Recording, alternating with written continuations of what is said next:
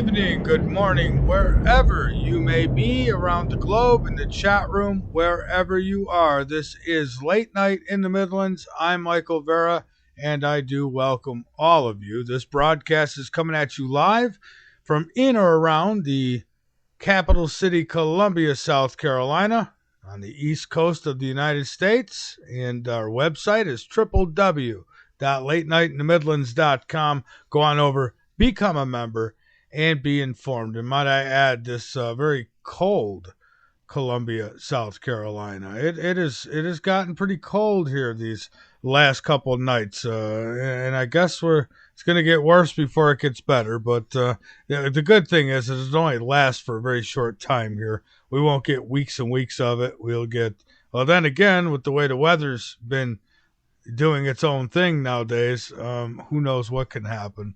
But, folks, we've got a good show tonight. I've got Mary Tracy O'Keefe joining us, and her book is, it's newly released. It's called Meant to Be Moments, Discovering What We Are Called to Do and Be. So should be interesting talking with her tonight about the healing mentally and spiritually, and emotionally, and all that good stuff. We'll get into it all tonight with Mary. So that's what we have coming up here. Last night, we had a show. We have a show every week that runs on the Dark Matter Radio Network on Sunday nights at 12 a.m. But I did a special one for last night, and I'll tell you, poor Dr. Rand, his phone connection, I don't get it. You know, everything sounded good when we did the show, but listening back to it didn't sound too good on his end. So something with his cell phone. And, it's amazing how some networks, and I won't mention any names or anything, but some networks, it seems like they've got nothing but wine boxes I won't say that, not nothing but a lot of wine boxes who tune in. It's just, I think some people listen just to complain. This is why I love the L&M radio network. This is why, because, I don't get any complaints. You know why? Because they're not going to, you complain about me or what I'm talking about, guess what? It's going to go from the inbox to the spam box, pretty much. I mean, unless you've got a legitimate complaint. But, when people complain, oh, he's too political, or what's the other one? Oh, and then somebody had commented that the guest was smoking pot, of all things. He's 75 years old, and I don't know, maybe he does smoke pot. I know he used to. I highly doubt he does anymore. And if he does, God bless him. I hope that he smokes one for me too. And but it's just amazing how people they'll email in and say, oh, I don't think he's good. They just try to get you. It's just amazing. I mean, there's people out there who would rather listen about ghosts going through walls every single night, every single show, and they just can't handle truth. And for those people, don't tune in to Late Night in the Midlands, because we're not here to accommodate. We're here to get the truth out there. If you want to be entertained, if you want to be accommodated, and you want to listen to what you want to listen to, there's a whole freaking internet out there for you. An entire internet out there for you to go listen to anything you choose. But for me, this isn't about entertainment. This is more about getting the truth out. This is about getting into topics that you're never going to see without laughter on your mainstream media. And, I don't know. Just go ahead, people, and for those few of you who do it, and complain away. But it doesn't matter to me, because here's what you got to understand. The number one network for me, okay, and should be obvious, this should be a no-brainer for everybody, is the L&M Radio Network. That is number one for me. Why? Because it's my network, and because nobody's going to tell me what I can do here. And so this certainly is my cream of the crop. Now, my hat is off to our affiliates who carry our show. Although there are some who would never carry all of our shows. There are some that would only carry some of our shows, because that's just what they want to cover, and they don't want any of the, I guess, what you'd call doom and gloom, and what somebody would call politics. Look, I don't cover politics. Politics that's sheep. That you'll find that in the sheep section. Politics. If you're into that politics and the two parties and the Democrats and Republicans, then you're not even in the same league with me, because anybody who's in the same league with me knows that that's all a bunch of hogwash. It's about as worth as much as the paper you have on a roller next to your toilet in your bathroom. The fact is they're all on the same team, okay? And there is an agenda against we the people. And for you, those of you who want to ignore that, well, get out of my way. Get out of my damn way, because I'm not going to ignore it. Our skies are being loaded with chemicals that are poisoning and killing people. And I know there's a lot of you idiots out there who think this is a joke. Now, if you got any complaints about what I'm saying right now, send them to Hell in Wait. That's Hell in Wait. Because you're going to send them to hell and you're going to wait a long time. Because I'm never going to stop doing what I do just because you want to hear about something. What is it? Is it too much for people? I mean, really? Is that it? You can't, because to listen to it, to believe it, and to understand it would mean you'd actually have to get up and do something about it? Is that it? Is that why people choose to ignore this stuff? I'm not going to ignore it. I talk about a lot of things. Like tonight, we're going to get into some paranormal type stuff a little bit here tonight. But don't take that as, I guess what I'm saying is it doesn't matter. I've got the L&M Radio Network here, and I'll always be doing what I do, no matter whether it's on other networks or just my own. I mean, I'd love to be on as many networks as I can, but I will not bend or break for anybody to be on their network. I will not do that, because this is bigger than me. This is bigger than my show's name. This is bigger than any guest that's ever been on this show, and it's bigger than any network that's ever existed. Okay? This is about humanity. This is about our future. This is about my kids and my grandchildren. All right? And talking about Casper the Friendly Ghost every night is not going to save them or ensure a future for them. So that's why we cover it just a little bit, because at some point we're all going to get there, and it's a good topic. But in a perfect world, people would actually stand up. They do something about the tyranny that's going on here, and we would be back to a time when we could just talk about all that nice, fun stuff. I mean, but somebody's got to cover this stuff legitimately, and I'm not hearing too many out there who are doing it legitimately. So that's where we come in. And you may say, "Oh, he's conceited." No, I'm not. I trust me. I know what I'm about. I know what the people I've got on this network are about. And it's about truth. And if I thought for 1 minute that any of them stood for anything other than, I'd get rid of them. And nobody is too big. I'd step down before I ever let anyone talk me into or try to buy me out to BS you about anything or to suppress anything. I'm not going to do it. So I just wanted to get that out there, because there's some of you who listen, and you only listen so you can complain. And for you, you're a waste of breath. You're a waste of life. Just, I don't know, go coexist somewhere in video world and leave the rest of us to try to save the world. So with that, I do have some news that I want to get into. And folks, again, I'm not angry at nobody, and I have no problem with any management on any networks that I'm on. So don't be mistaken. I'm talking about people who listen only so they can complain, because they think that, and I love how everybody thinks that what they're interested in is the most important thing. Well, I'm going to tell you what, you want the biggest threat right now to mankind, the absolute biggest threat to mankind right now as we speak, it is geoengineering.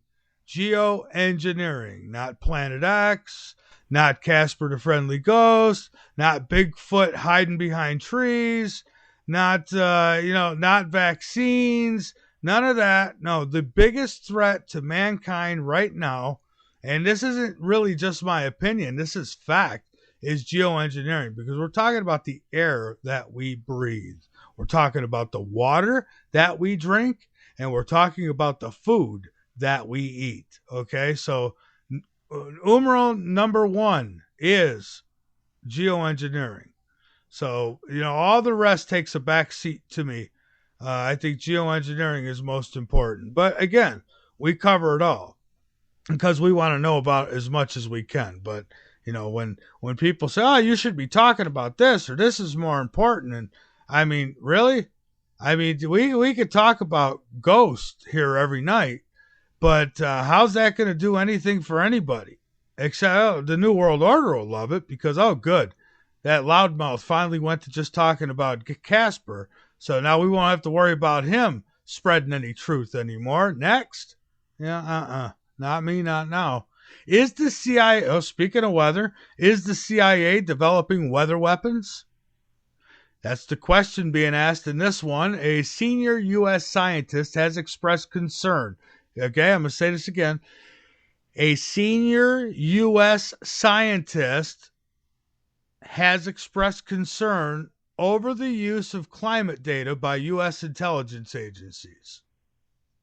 Climate scientist Alan Robach of Rutgers University in New Jersey has called on government agencies to open up about the real reasons behind their interest in funding both climate change, their interest in funding both climate change and research and the development of geoengineering techniques. But, you guys want to throw me in the category of a conspiracy theorist. Somebody who, wants to spread doom and gloom. I know, I should be talking about hugs and kisses, right?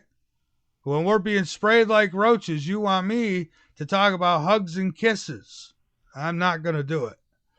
At least one of these methods, which involves the release of stratospheric aerosols into the atmosphere, well, why worry about that, right? You're in the house playing Xbox all day. What the hell do you care, right? Anyways, they're spraying this stuff into the atmosphere to bring about an overall cooling effect, has the potential to be turned into a potentially destructive weather weapon. And they know this, and they are using it as weather weapons, and not just the United States. Hello over there, Russia, and anybody listening there. Your government's guilty too. Israel, your government's guilty too. I can keep going. China, Japan, all of them. Let's keep going. They're guilty, just like the United States is. Oh, let's see. They say of particular concern to Robach were the reasons behind the CIA's decision to partially fund a recent 2-volume National Academy of Sciences report into methods for tackling climate change. Oh, wait, this ain't important. Hold on. This just in. Bigfoot was spotted. Everyone, Bigfoot was spotted in the woods. He was looking out at cars. So this just in. So that's more important, right? All right, let's get back to this. His suspicions stem from a strange call he received 3 years ago from CIA consultants who wanted to know how they could determine if another country was controlling the climate. I think they were also thinking in the back of their minds, if we wanted to control somebody else's climate, could they detect it? See, so they want to know, would another country be able to detect if we were controlling their climate? And the fact is, I think so. Well, he says, I think the research should be out in the open. Yeah, do you think? And it has to be international, so there won't be any question that this technology will be used for hostile purposes. And it is. It's being used for hostile purposes. Now, listen, folks, I'm not picking on Bigfoot or ghosts or any of that. I'm really not. You know, if you listen to this show, I cover it all. But it just irritates me how the same person who would want to discuss Bigfoot or would want to discuss ghost does not want to discuss something like geoengineering when there's more evidence to back that up than there'll ever be for ghost or Bigfoot. And that's the truth. People may not like that very much, but it's true. This is important. We all breathe this air, and it is happening. I mean, for God's sake, scientists are coming out and talking to you about this. I've had some on my show. Why are we ignoring this? Why are we just letting them do it? Heart conditions, autism, birth defects, you name it, all this stuff, the uprising cancer, and all these other diseases that people are having. I guarantee you, I would bet the farm on it, that it all stems from that damn geoengineering that they're doing. But I know, I'm just a conspiracy theorist. Scientists list 12 biggest threats to mankind. Yeah, well, there's one that I'm really interested in. I mean, because let's face it, anything else that's going to happen to us, does it really matter if we continue to let them geoengineer? Tell me we're not going to get the global superstorm. Oh, it's coming. Remember that movie with Art Bell and I think who was it, Whitley Strieber who did the movie with him? Remember that movie? Something like that's coming. Keep screwing around with Mother Nature, and eventually she's going to get ticked off. She's going to kick off the shoes, and it's going to be on like a pot of neck bones. And it's almost there now. Researchers have drawn up a list of the dozen most likely scenarios that could spell the end of humanity. The exercise, which was conducted by scientists at the Global Challenges Foundation and the Future of Humanity Institute, was designed to help the human race to better understand and address the risks that could lead to its untimely demise. But you won't see geoengineering in here, that's for sure. That's linked up under News and Discoveries, just like everything else is. Let's see here, though, really quick. Let's see. They say, let's see here. No geoengineering in this one. But anyways, it's linked up. A whole bunch of scenarios that, well, at least 12 of them, that the scientists want to distract you with. Meanwhile, they spray us like roaches. Researchers develop 100 gigabyte per second light-based wireless network. Oh, wow. Oxford researchers are working on a wireless communication system that uses light rather than radio waves to send data. Researchers at Oxford University are developing a wireless networking technology that uses light to beam information through the air at more than 100 gigabytes per second. That is incredible. And folks, I hope everybody's hearing everything just fine. Again, we upgraded equipment last week, and so, I'm going to ask for at least a good 7 to 10 days of doing shows, so I know for sure. So let me know in the chat room that we're coming through loud and clear, and I will be very happy. So anyways, this is also linked up under News and Discoveries on Late Night in the Midlands.com. A couple more I want to hit here really quick. One's important. So actually, I'm gonna just, there was the Denmark shooting. I mean, that's up there too. You can go check that out. But here's one that I think this is amazing, and I guess I have to read it to you. But we covered this.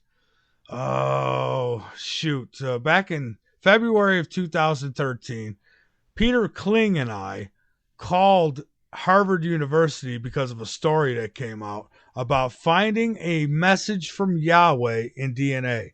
Well, wait till you hear this. And remember, I called Harvard University. I talked to their science department, and it wasn't very cooperative, to say the least. I have that actually right up here ready to go, so I'll play that for you in just a moment. But here's the story. Scientists store data inside DNA that could last millions of years, okay? Again, scientists, they found a way now to store data inside the DNA that could last millions of years. So how about that? And I wonder how they learned that. Maybe they found a message in the DNA and, reverse engineering, just like they do with UFOs. They figured out how to do it.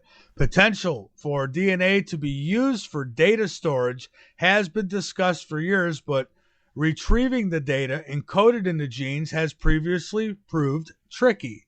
Inspired by fossils, researchers from Zurich encased DNA in a fossil shell.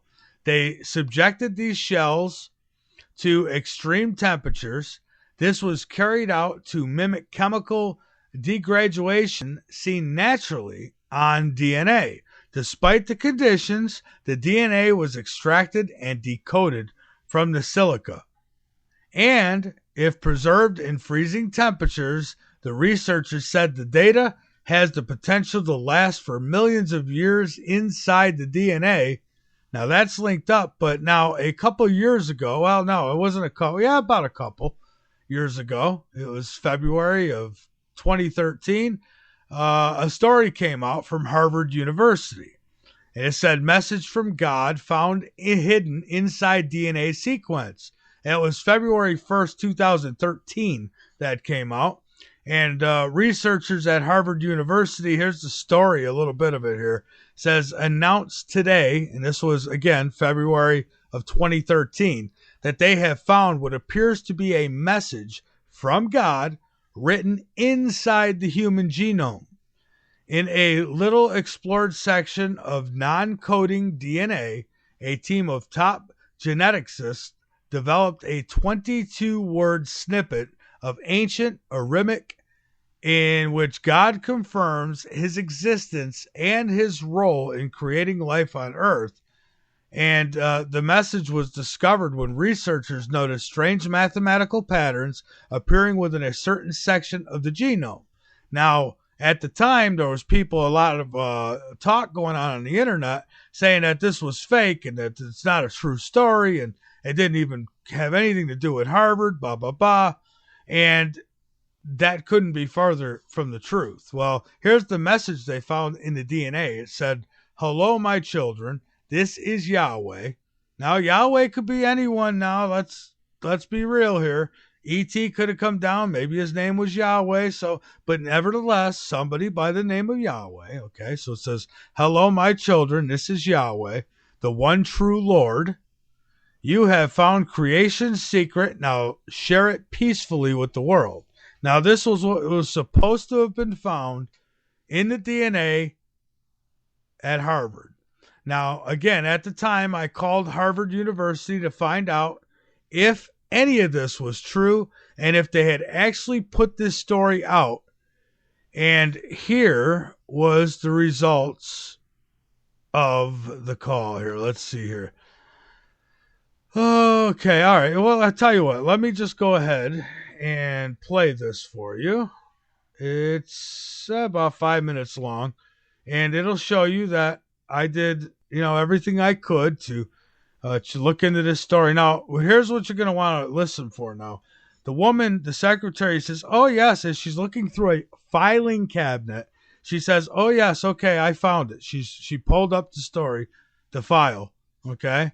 So she had confirmed that the story was true, that it existed, and that it was in Harvard's possession, all right? Then I was transferred to the science department where Mr. Science was not very happy with me. But here you go, and I'm going to play it now. Hi, this is Michael Vera, and I'm with Late Night in the Midlands Media. And I wanted to confirm something if I could just take a minute of your time. Sure. There's a story that's going around on the internet, and I just wanted to confirm whether it's true or false.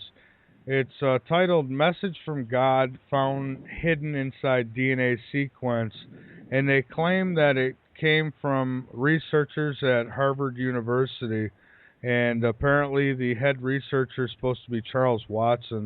Is there any truth to this? I don't think Charles Watson is a professor within the School of Engineering and Applied Sciences, so I would direct you to the Central Harvard News office. Oh, okay. All right. I'm not on my computer right now, so I can't give you the number. If you're on the web, you could look it up, or if you give me your phone number, I'll find out for you and call you back. Hello, Michael Vera speaking. Hi, this is Caroline Perry returning your call about Charles Watson. Yeah, thank you. No problem. Let me just give you the number for the news office. Okay. Are you ready? Yep. 5. Thank you very much. I apologize for the delay. I had an IT assistant in here working on my computer while you called. Oh, I appreciate you taking the time out to do this. Thank you. No problem. Good luck. Okay. Bye. Bye-bye. Public Affairs and Communications. Hi, I'm Michael Vera with Late Night in the Midlands Media, and I want to ask a question about a story that came across my desk, and I'm just trying to confirm it or, scratch it off. It says, message from God found hidden inside DNA sequence, and it was supposed to be from researchers at the Harvard University who announced this in February. And I'm wondering, is there any truth to this at all? Okay, so this is a February issue? Yeah, and it's supposed to be from, I guess the head scientist is supposed to be Charles Watson. I mean, is that even true? Charles Watson. And the title is Message from God. Yeah, the title is Message from God Found Hidden Inside DNA Sequence. And it's a story that another outlet had put out, but they claim that this came from researchers at Harvard University, and it was supposed to be announced in February. Okay, hold on just a moment, all right? Thank you so much. You're welcome. Yes, hello? Yes. Thank you for holding. May I have your name, please? Yeah, it's Michael Vera. That's V as in Victor, A-R-A. And you're calling from? I'm calling from Late Night in the Midlands Media. We're a radio outlet, news outlet. Okay.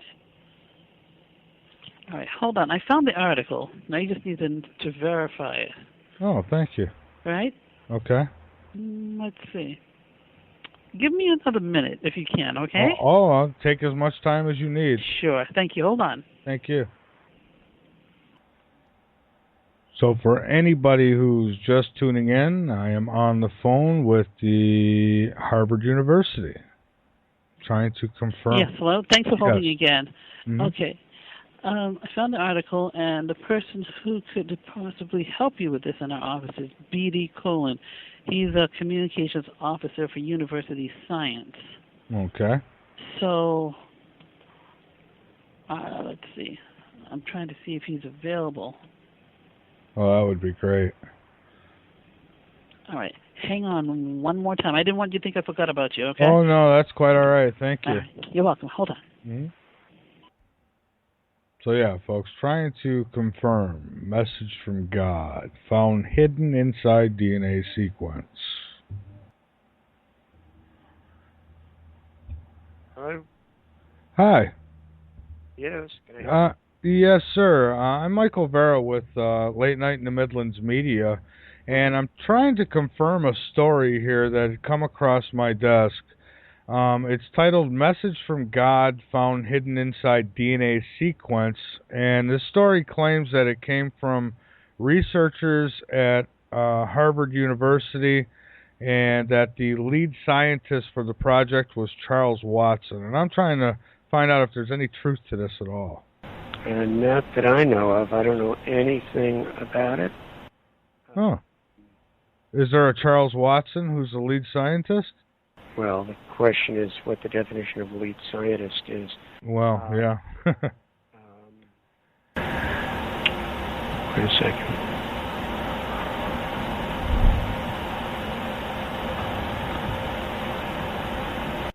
So, because if this was true, this would be huge, and I'm just curious if... First off, I assume you are not recording me?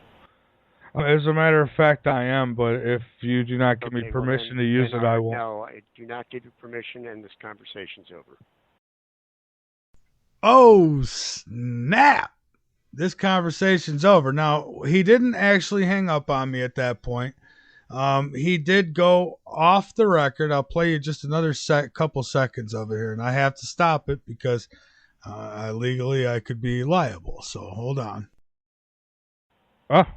Unless you just want to talk off the record and tell me that you're not recording anything. I am now not recording anything. I turned it off, and yes, off the record's fine. Okay, so there you have it, and I can't play the rest, but I could tell you what he says. What he says after that is that off the record, no, the story is not true. Now, why would you put up such a fuss, okay? And why would you have to go off the record with me to tell me it's not true? Come on, folks. Let's use our heads here. And I think you understand the truth here. A message was found in our DNA. Now, what it actually said, God only knows. And no pun intended. And now they have figured out how to store data or put messages into DNA, as you read at the beginning of the story, or you heard at the beginning of the story here, which this I don't have on News and Discoveries yet, but I'm going to get it there. I want to make sure it's right before I put it up, and I want to put the audio with it. So really, what does that tell you? I mean, who left that message in our DNA? Who was Yahweh? Our creator from another world, maybe. Fact is, based on these findings, I think it is very safe to say we are not alone, and we never have been. And now it has been verified. I'm Michael Vera. This is a broadcast of LateNightInTheMidlands.com. We'll be back with our guest in just a few minutes. Don't go anywhere.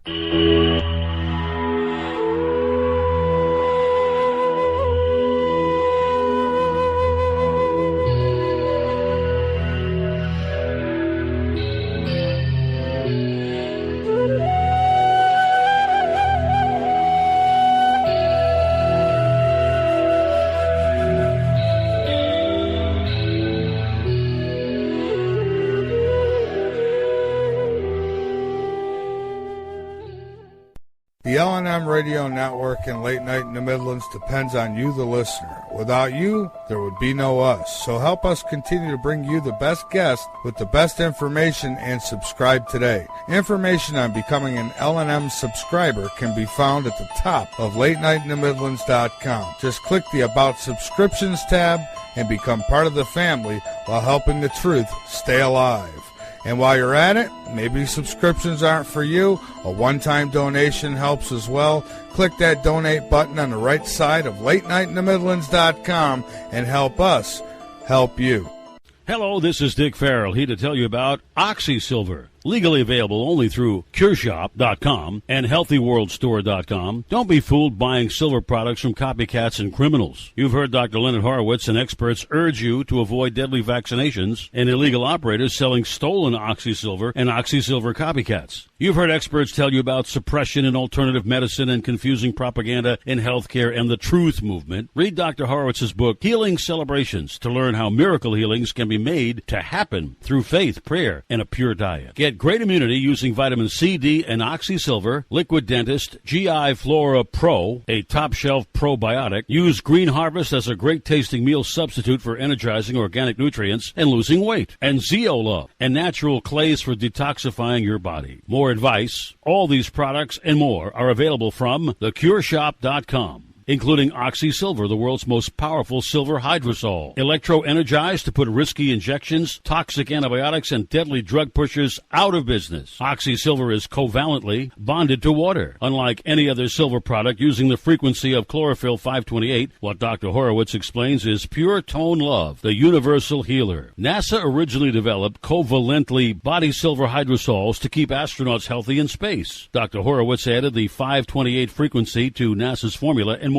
OxySilver works three ways to electrocute dangerous germs better than anything, far better than all leading silver products, and without any risk. OxySilver oxygenates and resonates with 528 for faster healing. So help save lives, putting drug lords and criminals out of business, and keep the LNM network broadcasting. Register for our free cooperative at healthworldaffiliates.com/4948. That's healthworldaffiliates.com/4948. And buy OxySilver and other great products in package specials at great discounts from TheCureShop.com. Buy OxySilver, GI Flora Pro, Green Harvest, Zeolove, and Love Minerals at great discounts at CureShop.com. That's CureShop.com with two P's. CureShoppe.com. Or call toll-free at 1-888-621-7611. That's 1-888-621-7611. Do it now. In many cases is the idea that the aliens are essentially trying to create a hybrid mix of themselves and ours. They're interested in our smaller than human body. Beyond that, the heads were larger and the eyes were rather sunken and a little slanted. Range of, and what happened was they came to me. They were not of this earth. we have to face up to reality that, for example, the UFO phenomenon is a real phenomenon, no question about it. So anybody who debunks the UFO phenomenon itself don't know what he or she's talking about. Hey, Michael, I promised you I'd call in for a little bit, and here I am. I know that I bashed Bush the entire time. I wasn't even allowed on Coast to Coast there for a while because I was told not to talk about Bush. In the councils of government, we must guard against the acquisition of unwarranted influence, whether sought or unsought, by the military-industrial complex. If you're listening to this, you are the resistance. Late night in the Midlands. We cover everything.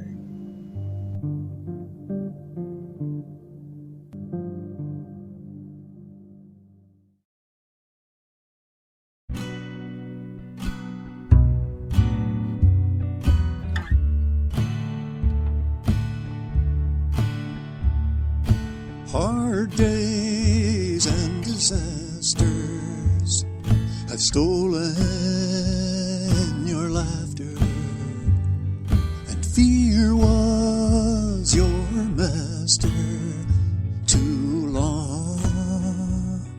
The endless competing like sharks at a feeding. The nights past unsleeping are gone. Rest easy, my buddy. You don't have to worry. If you have the money or you don't, this isn't a business. You live where your heart is. Rest easy, my buddy. You're home.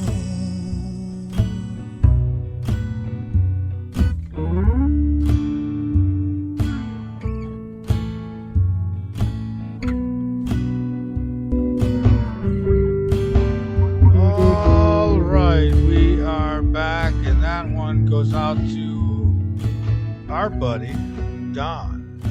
Take it easy, my friend, because you are home.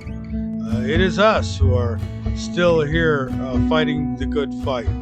So, folks, we've got a good one tonight, I think. I think it's going to be a good one. And we're a little late here. I need to get my guest on here as soon as I can. But, the belief that, and this comes from her website, and I think it's very well said, the belief that an incident is meant to be is often expressed by people seeking to understand the meaning of their experiences, especially ones that occur during different times or ones that seem to be calling for a response.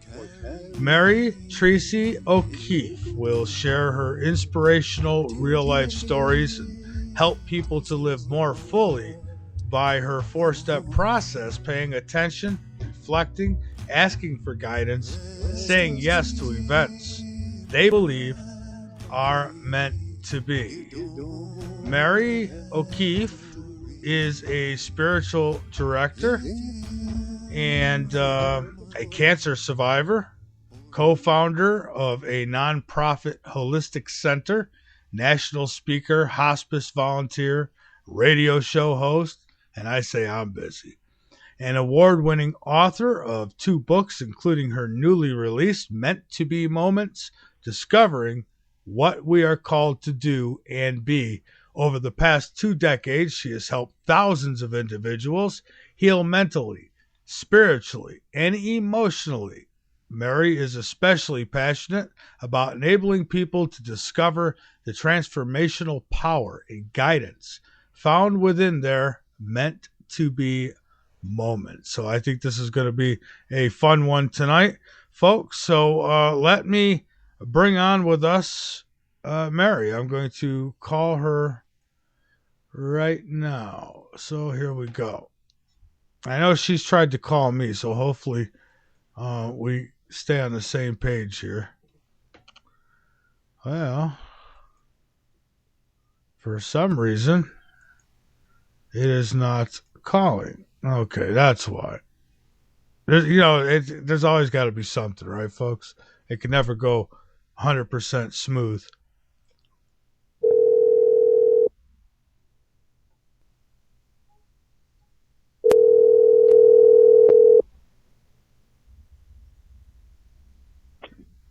Hello, Michael. Well, hello to you. I'm very sorry we're late. I'll tell you, I will be late to my own funeral probably, but that's okay. No problem. I welcome you aboard, and I thank you so much for joining us tonight. How are you? I'm delighted to be with you.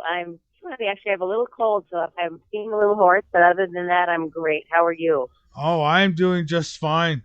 Just fine. I had some equipment failure about a week and a half ago, and since then we've been able to upgrade a little bit of it. So I've got a smile on my face over here. Oh, good.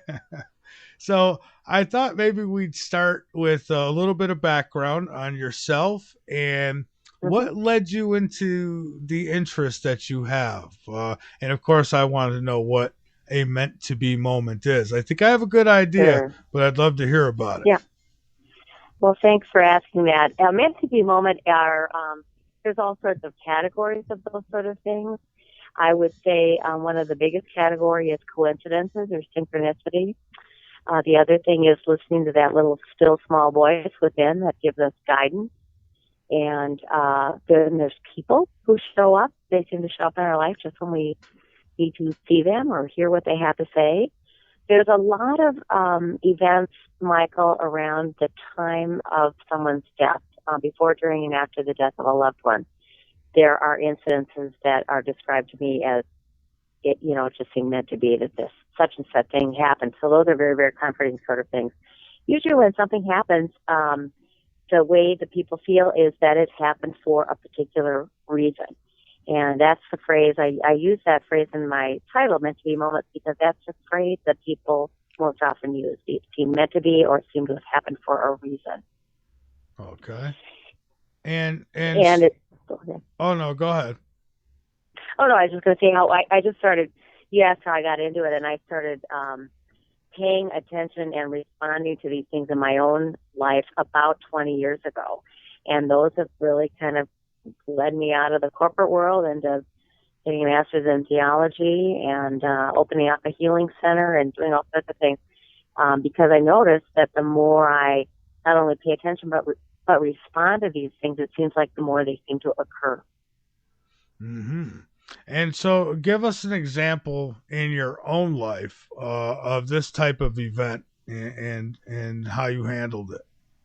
Sure. Well, the very first time I noticed something, I didn't call it a meant to be moment, but it was a transformational experience, was when I was just 18 years old. And I was dating the man who's now my husband of 40 plus years. And we were parked outside my parents' house. And, we've been dating for about 6 months. So we're out there making out and having fun. So when I heard a voice in my head say, "Get out of the car," I didn't want to listen to it. Then it spoke more loudly in my head, and this time it said, "Get out of the car now." And I couldn't ignore it, and so I said to Dan, my boyfriend, "We got to get out of the car." And he said, "Why?" Of course, because he's having fun too. "Why do we have to get out of the car?" And I didn't want to say I'm hearing a voice in my head. That would have been the end of him. So I just said, "I don't know why, we just have to get out of the car." And no sooner had we gotten into my parents' home, we were taking off our coats, then we heard a big crash, and an 18-year-old kid, same age as us, had crashed into the back of Dan's car and sent it into the neighbor's yard. And that's way before seatbelts or anything. And I'm sure if we hadn't gotten out of the car, I wouldn't be talking to you right now. Wow. So that was the first time that I noticed. And that's a dramatic thing, of course. But at the time, it was made no connection to anything spiritual for me. I just thought I was telling myself that. But over time, as I had my doubts, about whether there's something beyond us, something greater than us, my mind would go back to the memory of that incident. And it made me realize that was meant to be. It happened for a reason. It saved our lives. And there's got to be something else out there besides just us. Yeah, there absolutely has to be. I've had experiences, and even though I've had those experiences, like I had a visitation from my mom in 2004. She died in 2001. And even to this day, I question myself. I mean, even though I know it was real, I had confirmation, as a matter of fact, plenty of it, that it was real. But you still, you wonder, why did it happen then and it doesn't happen again, Yeah. That's actually a good question. And I would say this, I've heard hundreds of these stories, Michael, maybe, I don't know, maybe even thousands of them. So did you see her? Did you have a vision of your mother? Yeah, well, what happened? Yeah, she actually, I was at a really low point in my life at the time, and I heard a knock at the window. I got up to look out the window, and she was standing there, and I looked back, and I was out of my body. My body was still in the bed. So it was more than just a visitation. It was an out-of-body experience on top of it. Wow. And yeah, really intense. Did she say anything to you at all, or did you just see her? She didn't talk, but I knew what she was saying. It's like she showed me what she wanted to tell me, and somehow I understood everything. It's she told me to let my father know that there was really a God, and that she was with his brother, and that she's okay. And here's the thing: one of the thing, she told me some things about my own life that came true in the following week. So I knew that right there was confirmation. But get this: about 2 weeks later, I go to my sister's house and I sit down. We're having my nephew's birthday party, and I'm sitting down, and she leaves like picture scrapbooks on the coffee tables to look through. So I grab one and I start flipping through it. And I see a picture of my mother that I've never seen before, except for that night when I came out of my body and I had the experience with her. She looked identical. She looked like she was about 30 years old, and she wearing the same exact dress. Everything was, yeah. So I was like, I just started laughing, and I said, "All right, Mom, I know it's true." Yeah, you got the message. Well, so there you just described a couple of incidences, really, Michael. You described an after-death experience, which is very common, seeing people. If there's anything said at all, it's usually very short. It's usually something reassuring, like, "I'm fine, don't worry about me," something short. And then the coincidence of why did you happen to see that particular picture, right? So that's the synchronicity that was affirming. If you were having doubts about it, that synchronicity, I hope, affirmed that experience for you, didn't it? It absolutely did. And, she told me that to tell my dad also that it wasn't his time and he had a long time to go. And, well, she died 14 years ago. My dad's 83 and he still drives. Wow. And, if he hears something outside, he'll still run to the window to look out. Oh. So it was a comforting experience for you, or was it scary, or how did you react to that experience? It wasn't scary at all. It was a life-changing event. It's what ultimately led me to where I am right now. So really? Yeah, it had a lot to do with me being in South Carolina. Had a lot with doing this show and all the things that I do. It all stemmed from that, because if that hadn't happened, I would have went a different route, I think. Isn't that amazing? It is. So you just described a perfect example of something that was meant to be. And I would say, so I talk to people that are terminally ill. I also started a holistic healing center. And I remember talking to a woman once who had 2 young boys, and this was one of our saddest stories, where she had stage 4 breast cancer and her husband had stage 4 colon cancer. They ended up dying within 6 months of each other. But the mom knew she was dying. And I remember her saying to me, she says, I am accepted this. I know it's going to be my time soon. But what do I say to these 2 little boys?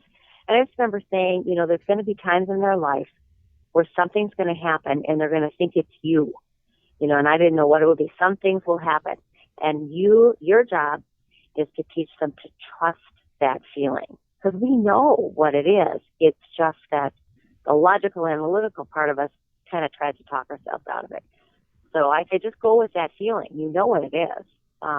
don't talk yourself out of it, and let yourself be comforted, right? Right. And you know, my mother was just a lot like I am. I mean, I'm a lot like her, I should say, but where she had a big interest in the paranormal, and we'd stay up late nights talking about paranormal stuff. You know, she would talk about how her brother came back, and my brother was just a little kid at the time. I wasn't even born yet. And he went running to my parents' room, and he said, Uncle Sonny is in there in the room. Well, Uncle Sonny died years ago. He died at 31 years old from a heart attack. And you know, and my mother says, well, what does he want? My brother said, well, he wants you. And he described him to a T. Now, he had never seen him before. And he described exactly what he was wearing when he was buried. Amazing. It is amazing. You know, how could that just happen? And, you know, kids don't have the filters that we do. And I've heard several stories like that, Michael, where young kids, 2, 3, 5 years old, will see one guy saw his uncle up on the wall who had just died. You know, he's waving and saying hi, and they know who it is. That's the other thing, like with you, your brother. It's amazing. Those things can't just happen. There's got to be something to it.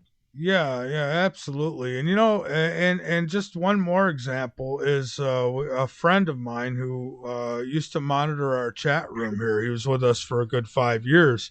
Well, the last few months I had talked to him, he would get on the phone with me and tell me, oh, no, Michael, I'm going to die. And I thought he was joking. And I used to tell him, oh, stop it. And he'd say, no, I'm serious. I'm telling you, I'm going to die. And I never took it serious. And, you know, just recently he passed away. So. Wow. It's amazing. Yeah, premonition of that, huh?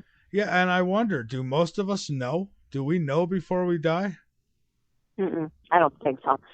I think some people have a feeling that, you know, one thing that I've heard is I can think of a friend of mine's brother who was killed in a car accident, and one thing that she said, and I've heard other stories like this, where that young man, he was probably in his 20s, before he died, which was, of course, it was an accident, he went around and just visited people that were important to him, and it was kind of like he was making peace with them before he went. So whether he had a premonition or something just moved him to do that, but the bottom line is once he died, the people that he had visited were just comforted. They felt like that he had some kind of sense of, for some reason, that brought them some peace. You know, like he was getting okay with the fact that he was going to leave.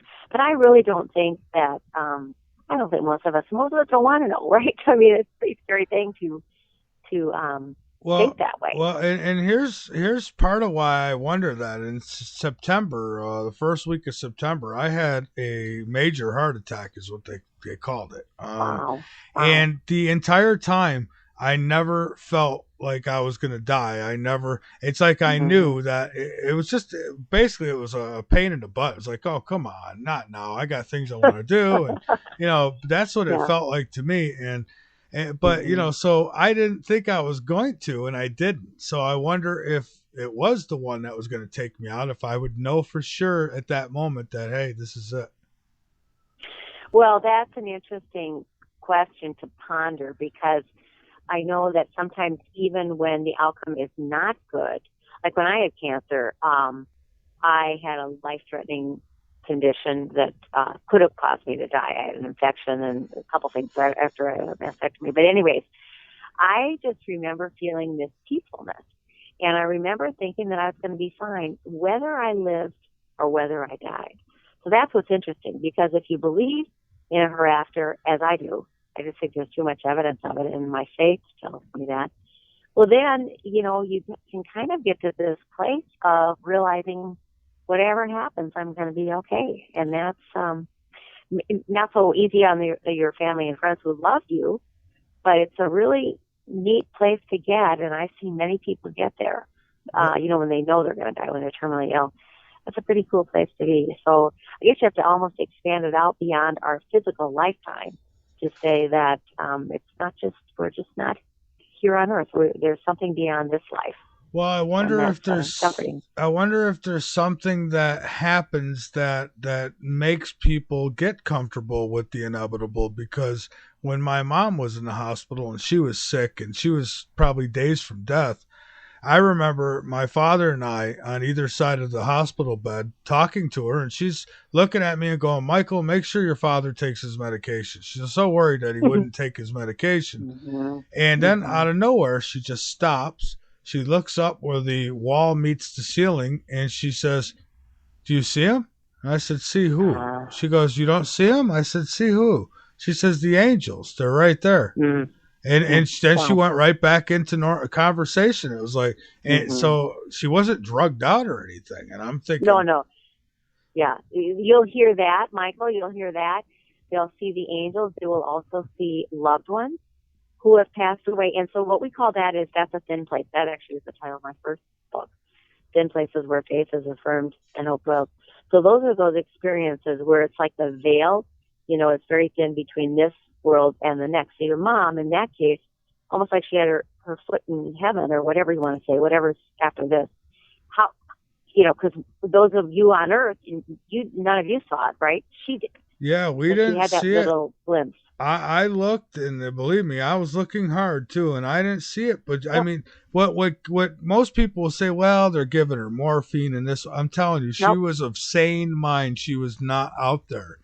Like I've had an uncle who died of cancer, and in the end, they had him so medicated, he'd sit in the bed and think he was fishing. He literally thought he had a pole in his hand and fishing. That wasn't the case with my mother. So, well, no, what you described is so common. I call them not near-death experiences because they die, but they're like pre-death. The story that opens my Thin Places book is about my husband's grandfather, who was 100 years old as he was dying, and he was snuggled up to his wife Anna. They'd been married for 70 years, and he just whispers in her ear, and his last words to her were, "Mama, it's so beautiful here." And then he died. And a hallucination, if you talk to a medical professional, that is not a pleasant experience, there's too many of these stories that people that have the near-death experiences, they say it's beautiful. They can't even, there's no words to describe the colors and the music. So I don't know why they would all be so similar if there wasn't something to it. Well, right. And for me, I know there's something because I experienced it. And, while I may, I'm amazed by it and I wish it would happen. I wish I could control it. But, I think that when somebody is near their death, I think maybe that's what they get. Maybe they have the option now where that door is open and they could go on either side. It's like, hey, guys, a little longer. I got to go back to my body, though. My son just walked in. I don't know. There are ones. I actually have a story in my book, Michael. It's a fascinating story to me. Exactly that sort of thing, where it was a woman who was recovering from, she had a tumor in her brain, and so she had this big surgery, and so she's resting, and her husband is going off to go grocery shopping, and she's laying on the couch, and a little bit later, she sees her father. So her father, who's dead, she sees him, and he's very loving, and he is reaching his hand down as if to grab her. And she starts reaching her hand up as if to go. And all of a sudden her husband opens the kitchen door and says, "Honey, I'm home." And she drops her arm down, and she recovered fully, and she's still alive now. So it was almost like she had a choice. So sometimes you will hear those stories that, and then other times you'll hear, like my grandmother had a near-death experience when she was 23. She wanted to go, she whatever she was seeing, she wanted to go towards it. And her mother, she was an only child, her mother was saying, "Don't die, don't go, don't die, don't whatever." And she said there was a priest that said, "You can't go now, you can't leave your parents." So she came back. But in that case, she said it really wasn't my choice, but it wasn't my time. So again, you hear so many of these stories. And it's amazing. And there's just too many of those stories out there that, like you say, I mean, there's definitely something to it. And I mean, my experiences don't end there. I lived in an apartment that was haunted. I mean, and I used to think, I didn't think it was crazy. I just thought that, I'd never experienced anything like that, but I literally did. I was in a place where cabinet doors were opening by themselves, and stereos were coming on, and blinds would go slamming up and down from the windows. And I mean, and my kids witnessed this, so it wasn't just me. And but you know, but I dealt with that for a month, and then my tail between my legs, and away I went. But luckily, it wasn't me that they wanted. It just, I guess, wanted me out of that apartment. But there was a fire there previously, and yeah. Did somebody die? Somebody die in the fire? Yeah. There was a little girl who died in my closet before I lived there. Wow. Okay, and the father apparently died in the hallway trying to get out. So. Oh, that's so sad. Yeah, he sounded like a rotten person that would try to leave without their child. So because when I do EVPs and stuff, he sounded like Freddy Krueger. This guy, he had a growling, evil, burnt-like voice. Just somebody you would not want to screw with. And wow, yeah. So you were lucky you could get out. So you hadn't bought this place. It wasn't the house you had bought. Boy, that sounds like something out of Amityville movie or something. A couple of my friends, older friends of mine, who I had worked for a long time, since I was 16, they actually bought the place, and they started renovating the place and fixing where the burn was. It was an apartment building, and I took a little studio apartment, and I lived there a month. And what ended it was, I woke up one morning, and the plastic blinds that were on my window on the left side of the room, I woke up smelling something burning. They were off the window, laying on the electric heater, melting. And I'm thinking, that's it. That's enough for me. And yeah, get out. My friends didn't believe me. So one of them actually moved in the apartment, and it wasn't but 2 months later, they had the building up for sale. And I still, to this day, he won't tell me why. Yeah, you know darn well why there's something haunting that place. That's sad, isn't it? Yeah, and here's something else that's crazy is the two of them wound up, both of them, they're twin brothers, they both wound up with heart attacks, and one of them has just recently passed away, and it's like they started renovating that place, and all of a sudden their health went to hell in a handbasket. Wow. So I'm glad I got out when I did, but then I'm glad you got out when you did. Yeah. Well, good for you for listening to, you didn't have to listen to your intuition. That was a no-brainer, right? You had to get out of there. Oh yeah. For sure. Yeah. I had to get out. I love to deal with a ghost and to have that, that feeling of, oh my God, there is something there. And it's nice to get confirmation every so many years. But I don't want to deal with anything hostile or anything that's going to try to get me to cross over before it's my time. No, absolutely. And these things that we're talking about, like, the vision that you had and stuff like that, it doesn't feel like they're a ghost. It just feels like their spirit, is still with you. Actually, that's the most common reaction or experience that people have. They don't really always see something or hear something. That's another thing. They'll hear something. But most times people just feel, the presence of their loved one. Kind of like you would if somebody's behind you and you can't see them, but you can feel them there. And then that's about energy, I think. It's like you're sensing their energy, their spirit. That's very, very, very true. I've felt that before. And sometimes you get some confirmation with a scent. Or yes, a scent. Yep. Yeah, I mean, I've smelled my mother's perfume before, which nobody I know wears that. And I felt that energy. You're right. You can feel it. Mm-hmm. Yep. And what I say too to people that is, you can talk to them, and I know a lot of people do that always admit it, but you can talk to them. You can ask them for your help, and then pay attention to what happens in your life, almost as in response to what you've asked for. It's okay to do that. There's no reason not to do that. But I do think that we're connected, and there's many examples of stories where people ask for this kind of help and they get it right afterwards. So there again, that timing is synchronicity. Yeah, absolutely. Now, what is, in your first book, you talk of thin places where faith is affirmed and hope dwells. And I was wondering if you could describe the concept of thin places and what that means. Sure, I'd be happy to. So that actually is a Celtic concept, and I'm about 75% Irish.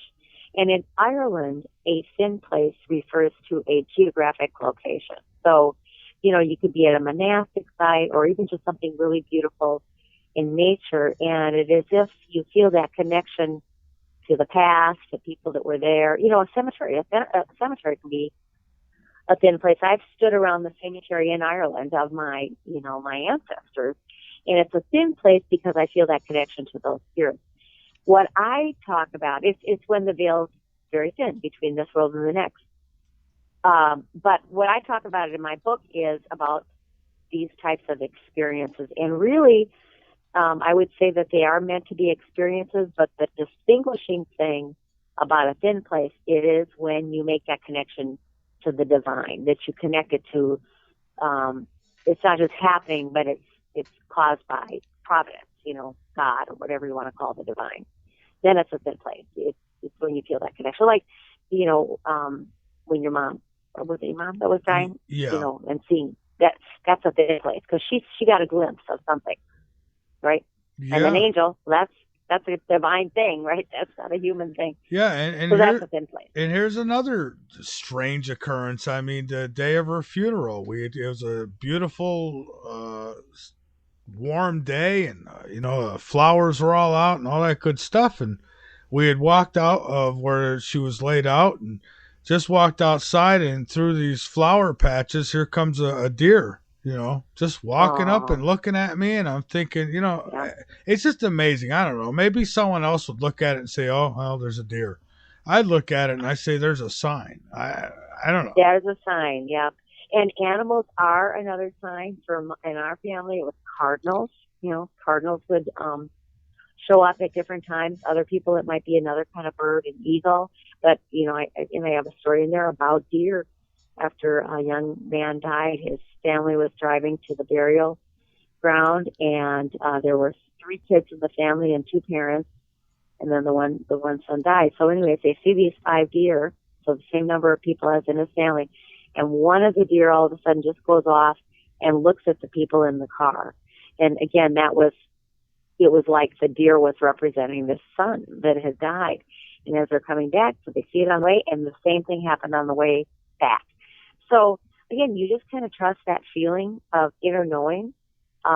Don't talk yourself out of it. Just accept it as what you think it is, because there's a reason why you're making that connection to something that might not seem logical to somebody else. It makes sense to you at the time. Right. I think you have to heed that. They're specific messages for the individual. It's not supposed to be everybody else figured out. It's like if you have one of those dreams and there's symbols in that dream, it's most likely going to be stuff that you're supposed to understand. And to me, it just sounds like a crazy dream, so. Yep. That's right. And, actually, that's really that important point, Michael, because we don't share these stories. We're afraid of being judged, and it's just a shame because they're wonderful stories. But what I say is, let people explain their experience to you, and just say, what does that mean to you? How do you interpret that? It doesn't matter what I think. It's what does that mean to you? And if that, I talked to a long time ago, Rabbi Harold Kushner, who wrote When Bad Things Happen to Good People. I just wanted his perspective, and he's really a smart guy. Well, he doesn't really know if he believes that when his son died of a horrible disease at age 13 and his daughter had a vision of his deceased son, he doesn't really know if he believes that was really his son. But he says if that brings you comfort, then, who's not to say that could be something, whatever you think it is. So you always ask the person, what does that mean to you? And don't judge. Just listen. And if you stop judging and sharing those stories can really bring your friendships and relationships to a deeper level as you talk about these things. Because the other person will usually share something back, just like we're doing right now. If I say something, you'll think of something, or I'll think of something, and it makes for a really rich conversation. Yeah, it does. And, and I'll tell you something else. Since I had my heart attack, I've noticed something, and I've just recently started noticing it. And that is that, I don't know, it's like I sometimes can sense something before it's going to happen. It's weird. Like last night, for instance, was goofing around with my wife, and I, for a moment there, I seen myself, like my face, I seen it with a bloody nose. Well, guess what?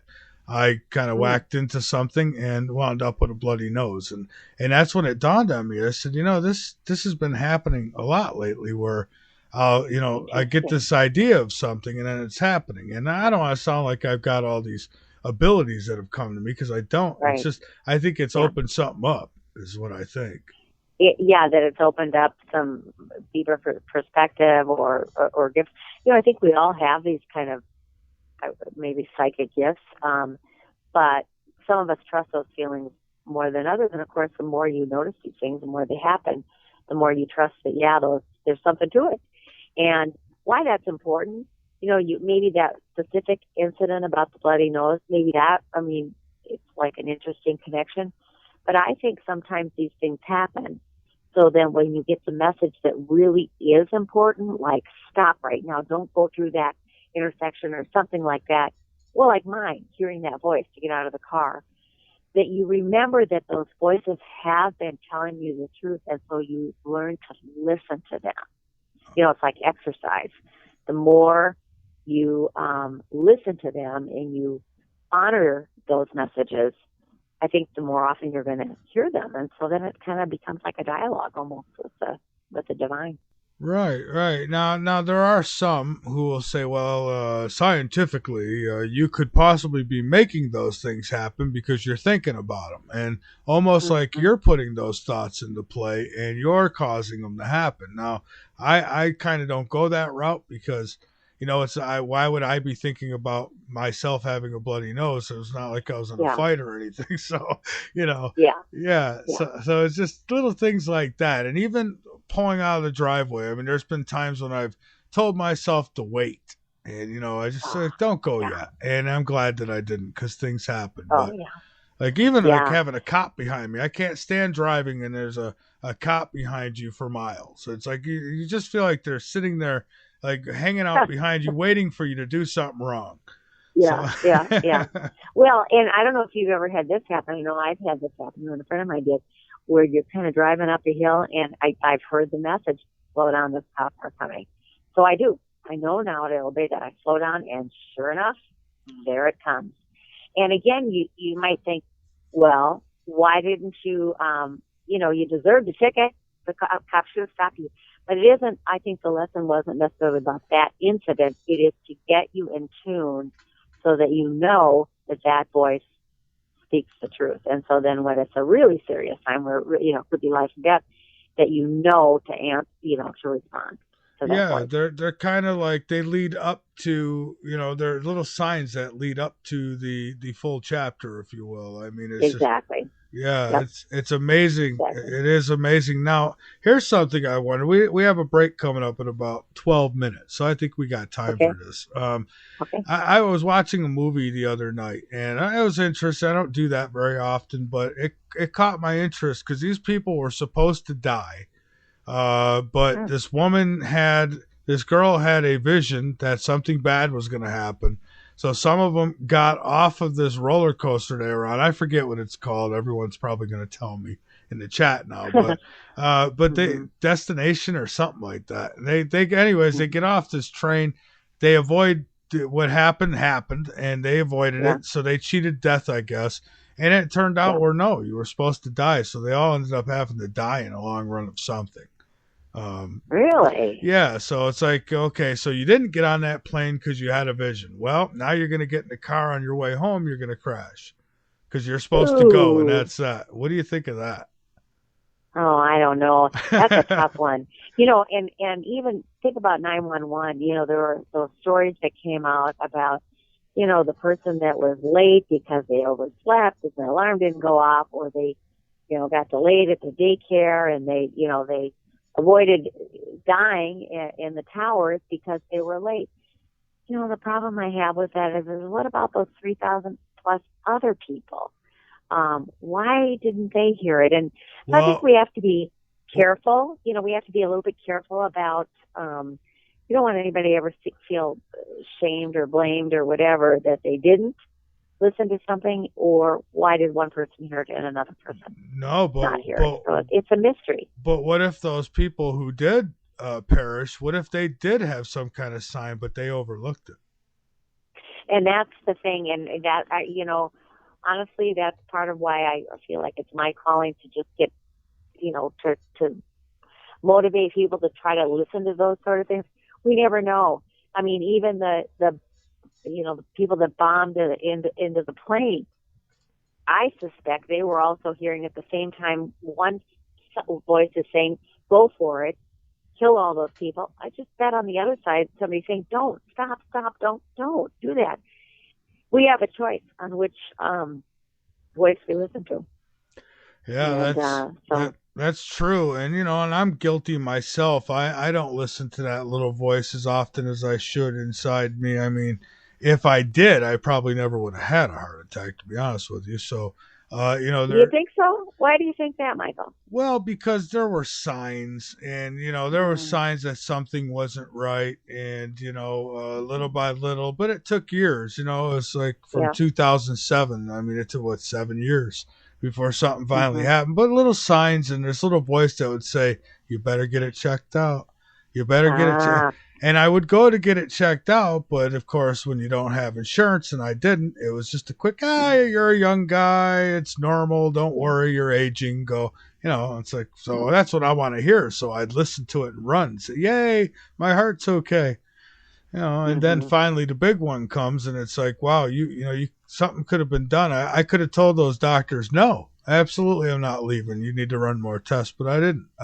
It was like, I don't know, it's like that prom girl who's, he told me what I wanted to hear, even though it's obvious he's lying. I love him, and I'm going to do it anyways, so. Yeah, that's exactly right. And especially when it's a doctor, somebody that kind of has, you kind of turn yourself over to him. You want to believe it, and you also believe he's got more credentials, he's got more capable.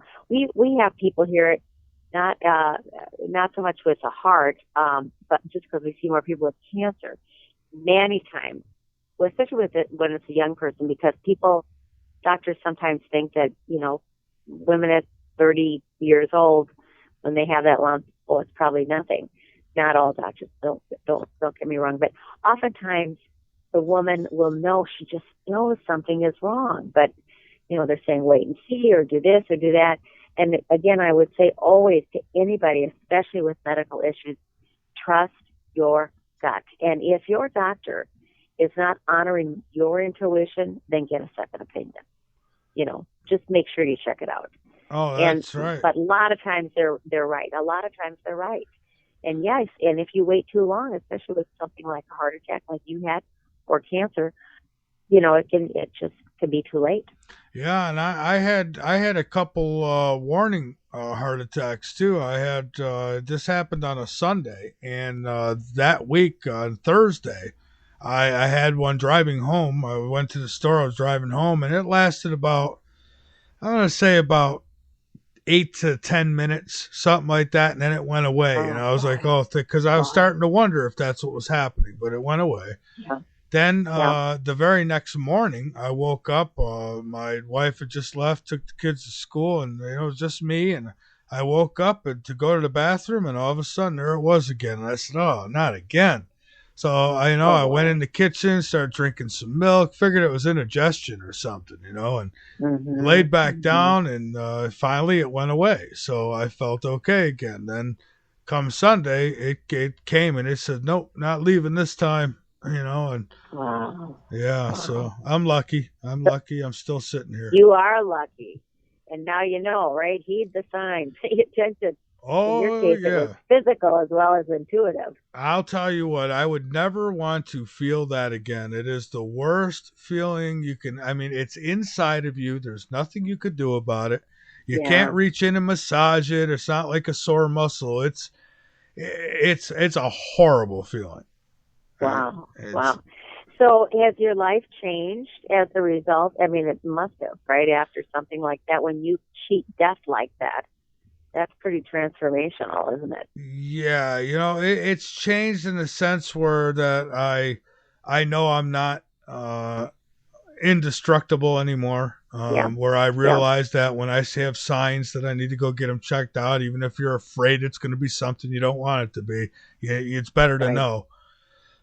So, and just, it's changed my kind of my outlook on things now. I don't get as angry when something's not working out my way. It's whatever, I don't know how long I'm going to be here, and I'm going to have fun while I am here. And so, it's been a lesson, certainly. And certainly eating too. It is a lesson. Yep. I mean, I gave up cigarettes and I smoked for a long time. I quit. The night I had the heart attack, I never smoked again since then. It's been 6 months now. I gave up the caffeine, the Mountain Dews, and all that stuff. No more of that. And it's not hard when you have a heart attack. It's a good incentive to stop doing that stupidity.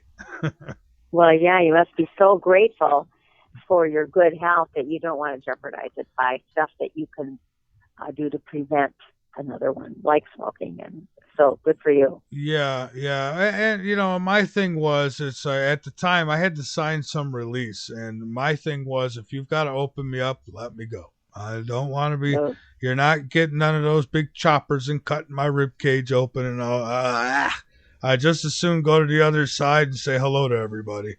But you didn't have to go through the surgery then? No, thankfully it was just one artery that was clogged. It was the main artery. It was clogged. It was 100% clogged. They were able to get a stent in it, and so, I was in the hospital for 3 days, I think, and then they finally let me out. I kind of lied a little. They said walk around the nurse's station. If you could walk around it a few times without being dizzy, we'll let you go. And I was a little dizzy, but I told them I was fine because I wanted to get out of there. You wanted to get out of there? Yeah. Well, you're fine now. I am fine now. I'm okay now. They made me nervous when I left. They said, well, here's these nitro pills. And if you feel like, and I'm thinking, so I tell her, I said, well, am I going to need these? Is it going to happen again? She says, well, it could, it might, it probably, it might not, depends on this and that. And I'm thinking, oh boy, but you know what? I've not had to use anything like that. I've been fine. And hopefully I'll stay that way for another 35, 40 years, I hope. Yeah. Good for you. Good for you. Well, I know my father-in-law had a massive heart attack when he was 40. He had a bypass, but he died at 86. And, thank God we have such good medical care now. Yeah. So, and then there's my dad. The things you need to do. My dad's 83. He has never been hospitalized. He's never had any kind of health problems outside of some blood pressure and cholesterol, which he takes pills for. And he's 83 again.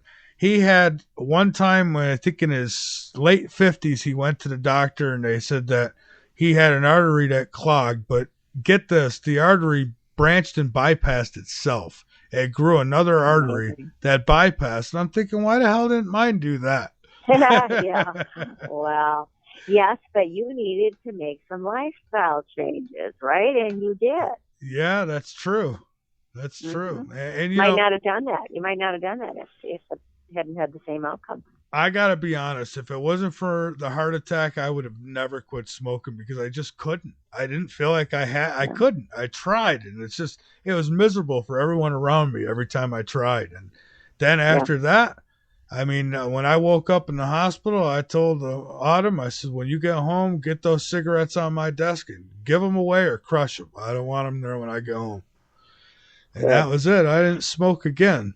And I don't miss it. And I don't have fits. I don't, never had a nicotine fit at all. So that's great. Yeah, very lucky. That's big gift. It is. It is. Well, listen, we've got to take a break here. So why don't we do that? We're going to be on break for about 5 minutes. And then we'll come back and we'll talk some more. There's plenty more to talk about. We'll even open lines. If anybody wants to call in, they may. 803-317-2264. You could call in Skype to Skype as well. My Skype ID is Late Night in the Midlands. And we're going to take this break, folks. My guest is Mary O'Keefe, and we're talking about, well, the other side, really. But we're not just talking about the other side. We're talking about meant to be moments. So, folks, we'll be back in just a moment. Don't go anywhere.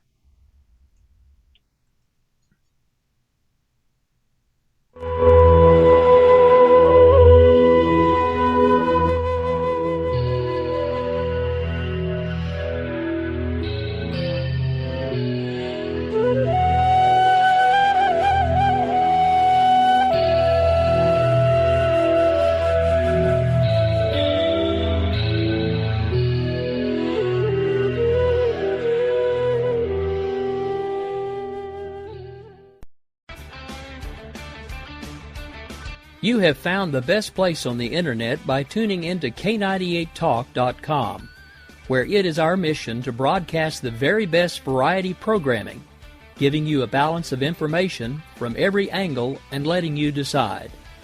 We are here to serve our listening audience with a proven track record.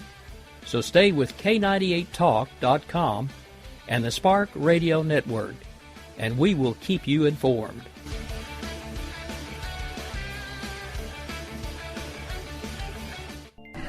Hello, this is Lisa Marie, here to tell you about OxySilver, legally available only through CureShop.com and HealthyWorldStore.com.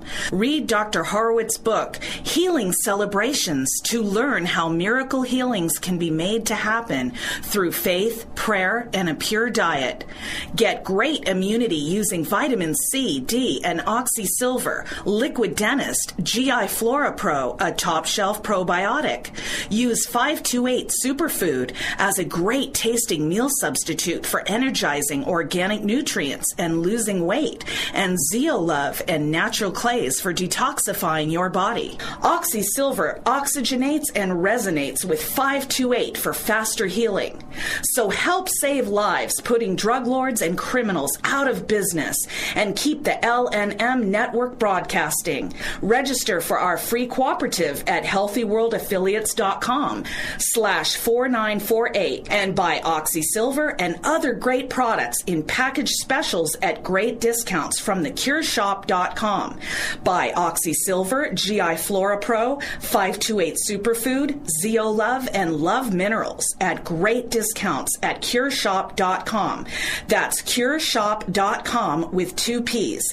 Cure Shop. Or call toll free at 1-888-621-7611. That's 1-888-621-7611. Do it now. It's the middle of the night and there's nothing much to do. Bring your insomniac self over to Late Night in the Midlands and learn something. We've got every topic you can think of with very little being off limits. Alien abductions, government corruptions, the stuff that's got your sleep disrupted. Come join the conversation tales and tune in to Late Night in the Midlands with your host, Michael Vera. And as we have been programmed mentally, intellectually, one must be aware of this being programmed like a computer. Programming that we are constantly assaulted by throughout our life conditions us. It programs us to a particular worldview. The project is literally the secularization of the world. New secular or worldly order. A new study says the news media have been pushing a gospel of godlessness on the American public. Because this media is here and designed to make sure that they ask no critical questions. To make sure that the only thing that they are concerned about is having a good time. The only thing they're concerned about is filling their bellies. The only thing they're concerned about is acquiring more and more material things. And so that is why today, one of the struggles that you have as young people, that when you want to do different events and you want to talk about real issues, you have the struggle of many of your peers who've been so conditioned in this matrix that they would rather party than listen to the truth. They would rather party and shop and go to the mall than to stand up for issues of justice. They're stuck in the matrix. But you have the responsibility of helping to wake them up. Now, how do we know that there's a God? After having been thoroughly brainwashed. And how do we know that there's a creator?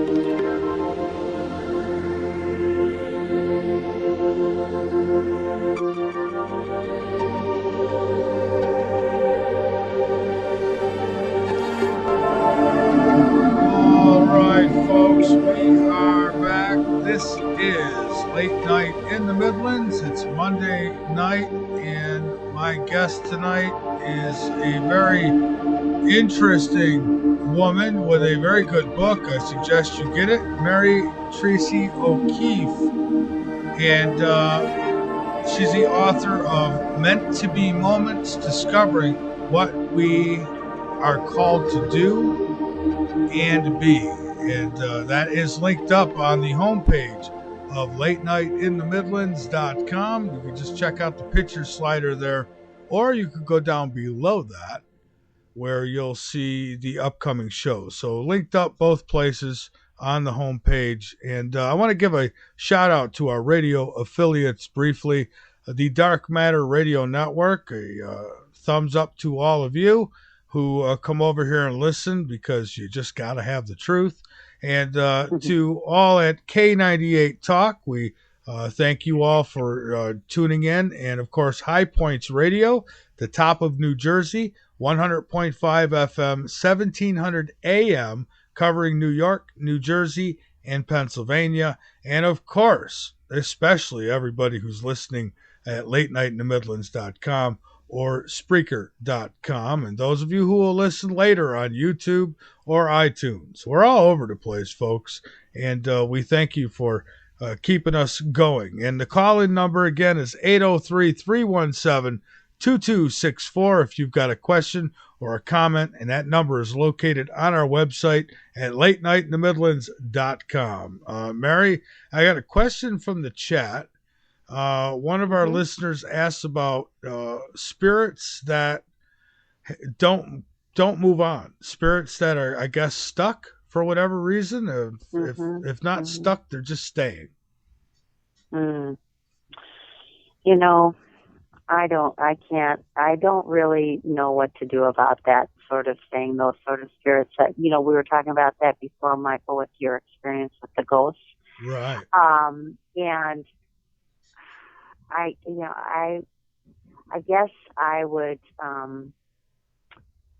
maybe try to talk to the ghost and say it's okay to go or give permission or whatever. I don't doubt that those things are very real, because I do believe in spirits, and I wish I could say how to get them to go, but you wonder why they're still there. If there's some unfinished business or they're just not at peace. You might want to try to find out what the history was, like you did, with the fire being there, and see if that would help. And I don't know if there's actually Ghostbusters out there, professionals. I think there are. I think there is too. Bring them in, huh? I think there is too. Yeah. So. Yeah, real live Ghostbusters. Now, I'm not sure how you would ever trap a ghost. Like the Ghostbusters in the movie did. I assume that anything's possible, but I don't know though. And I don't know if I'd want to do that, because if he ever got loose, he's going to be one angry ghost. And So. Yeah, I would trust your gut on that. I mean, you moved out of that place. The other people moved out of that place. I mean, it's terrible to say, but I could not stay in a house where I felt like there was a spirit. But I will say other people kind of feel spirits in the house, and they, but they're not, malevolent. They feel kind of peaceful with them. They kind of befriend them. So it just kind of does. You got to really pay attention to the energy. If it feels fearful, I'd have a hard time staying in a place like that. Yeah, and well, we had just moved into a new place, and I kind of feel that energy here, that there is something. I told the listeners about this, I think last week, but when we first moved in here, back, I think it was December we moved in here. I was left alone here for the weekend, and I had ordered a pizza, and I figured I'm going to have a good little pizza night and find something decent to watch, a movie or what have you, and just have a me night. And I came from the kitchen into the living room, and with my third eye, if that makes any sense, not with my two eyes, but my third eye, I seen a man, an older man, standing in the living room, walking through. He looked at me and then moved on and disappeared. And since then, I've noticed My mixer here in the studio has had knobs have been turned on it. Nobody comes in here but me. Knobs have been turned on it. We've had just different things happen, little things that don't make sense, I guess. So I don't know. I'm beginning to wonder again. Yeah, no, it's weird, isn't it? Again, there's got to be this other dimension out there that we don't fully understand, but it does seem to be real. Yeah, there is something. Now, what I've wondered, and I asked this with a lot of my guests who come on to talk about anything paranormal related, and I always ask, do you think that a ghost is as surprised to see you or I as you or I would be to see the ghost? Oh, yeah, isn't that a good question? Of course, it's unanswerable, isn't it? We don't know. Right? You don't know. I don't. Yeah, that's a tough one. Probably. Probably. I guess it depends on what that spirit is. What does that mean? Is it just the same spirit as when they were alive? Well, kind of. I think it is. When people sense the presence of a loved one, they kind of know who it is. It's not that they feel a presence of just anybody. They know who it is. So, I don't know. It's a good question. I could see, they're probably on the other side doing EVPs and saying, look, I'm telling you, they're real. They exist. I'm going to prove it. Yeah, that could be. And there is this thing about energy. You do hear things, like maybe the radio comes on and you hear the song that is somehow connected, or in one of our stories in the book, a young man died in the early 20s or so, and the chandelier in the room started waving, almost like he was moving it, or a picture will fall down. It's like they can move things. And again, sometimes that can be scary, but if it's a loved one and that happens, well, then it could be kind of comforting, because you really just do feel like their spirit is there with you. Yeah, I've kind of, for me, I've always had a separate category for, say, a ghost and a spirit. And in my definition, a spirit is one that has gone to the light, has crossed over, and is able to come back if need be, for whatever reason. Yeah. And I think a ghost is one who is afraid to go to the light for whatever reason. Maybe their teachings during their life has taught them that, hey, you're bad, you're going to hell, and they're afraid to go to that light for that reason. I don't know, or unfinished business, or whatever it might be. But I see a difference in the two. Yeah, I think I absolutely agree. And of course, you can feel that difference. I do know that there will people that'll come in and just kind of clear spaces, that with sage, or, they'll just come around. When we opened one of our places that we lived, within this holistic center that I started, we went around with feng shui person, and we just blessed every corner of our office. And people always would say, oh, it feels so good. The energy feels so good in there. Well, I think that's because we brought that spiritual presence into the house. And so that would be something too, I would think, if there's spirits on there, is to bring some positive sacredness into the house with some kind of person that you trust, and that has some experience. And I've had guests on who have had some pretty popular, I would say, cases where they've come on and they said that priests would come to the house and they turn around and run out. I mean, these are people of faith who are supposed to believe in all this stuff, and when it happens, they're even scared. Well, there definitely have been exorcisms in the church. I mean, there have been, but most priests aren't trained to do that.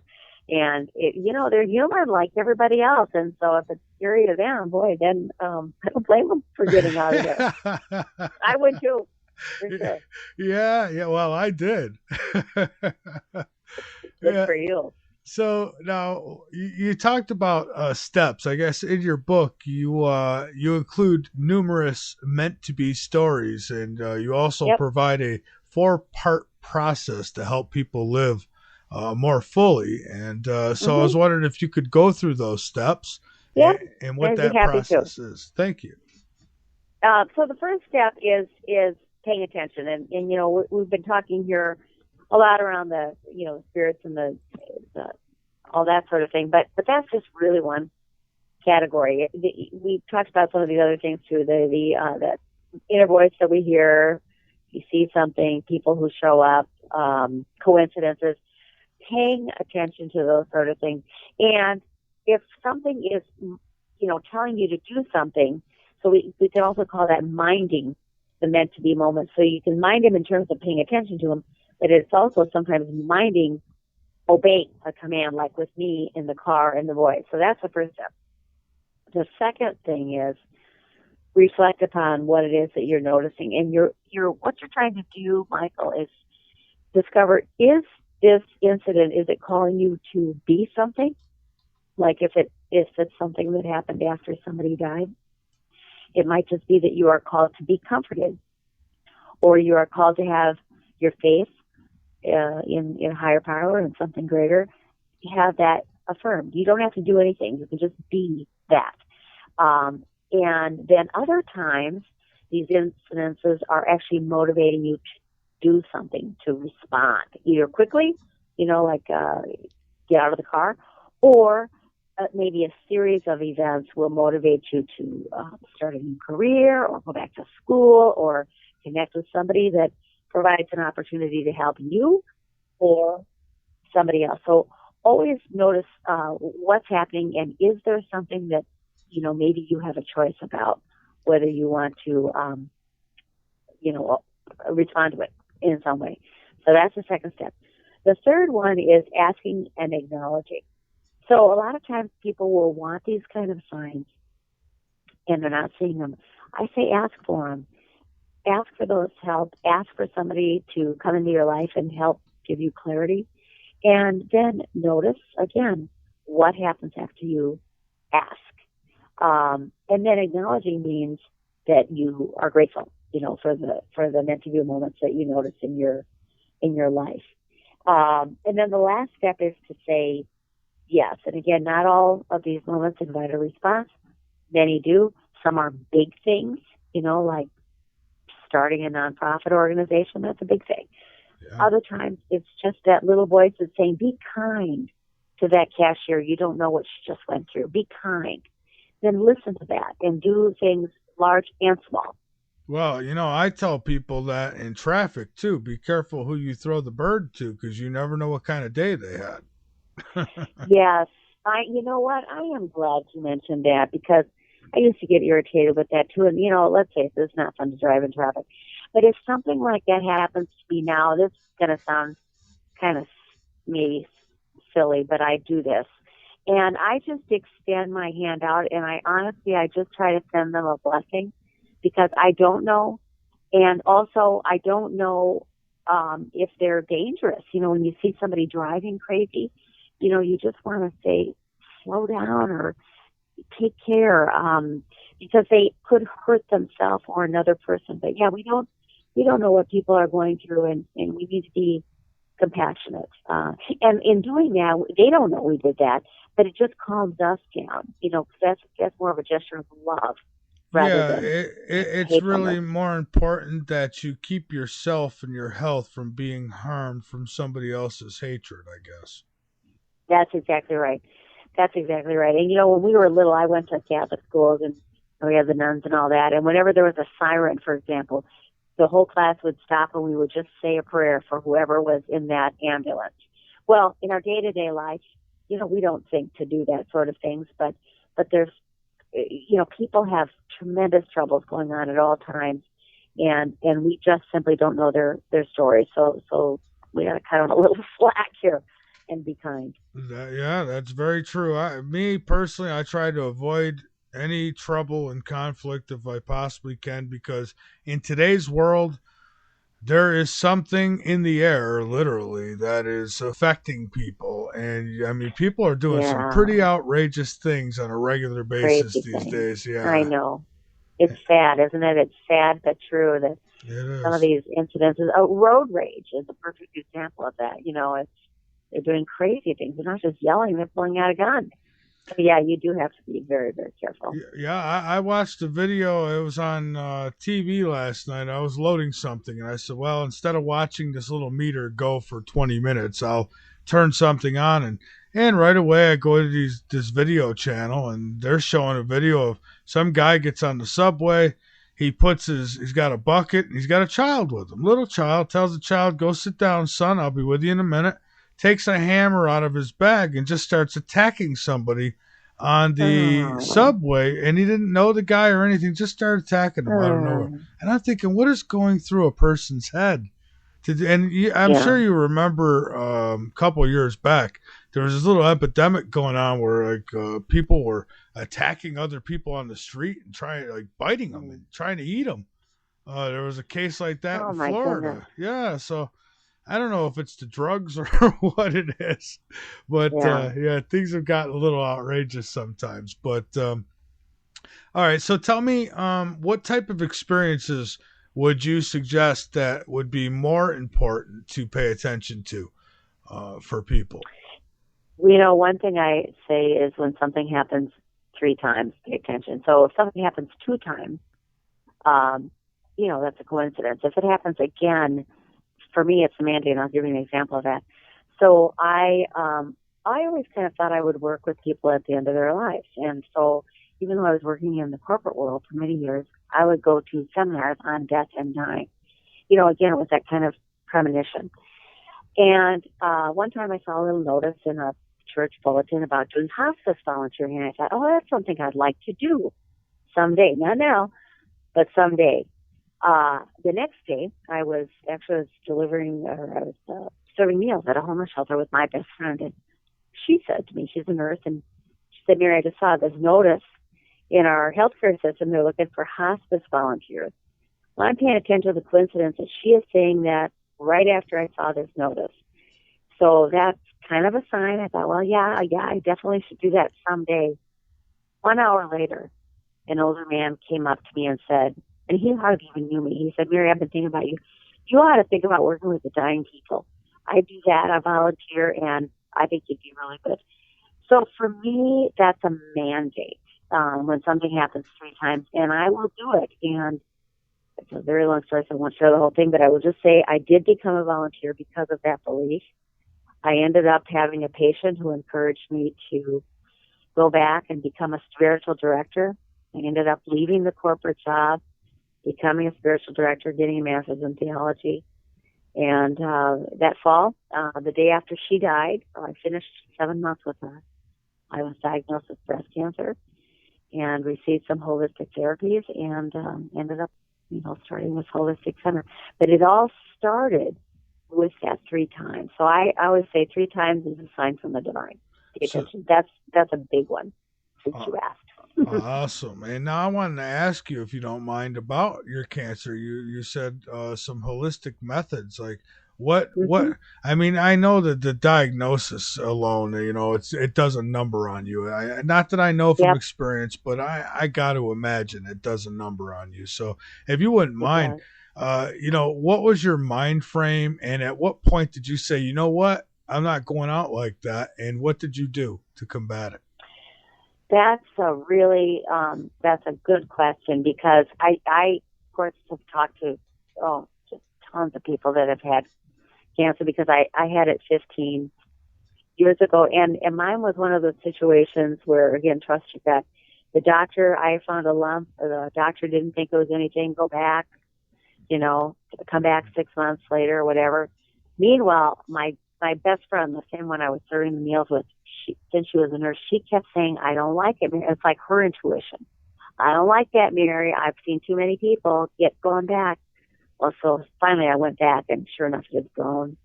And there was also 2 tumors. So when I heard it at first, of course, I was devastated. And I don't know of too many people who don't go to the worst case scenario. You're kind of picking out your coffins. But I was really, really lucky, Michael, in that it was a small enough tumor that I did not need chemo or radiation. But what happened to me was, after I had my mastectomy, I got pulmonary edema and pneumonia. And right after I heard that, and then that's when my anxiety level went through the roof. I was already, really sick. I had a 7-hour surgery. Anyway, so I get this very, very serious diagnosis where they said you'll probably be in intensive care tonight, to be in the hospital for a week. Basically, I said, you're so somber. Could I die from this? Yes, you could die. I mean, people die from infections. 1.5 hours later, a friend of mine that I went to graduate school with, she'd offered to come down and do something called Healing Touch.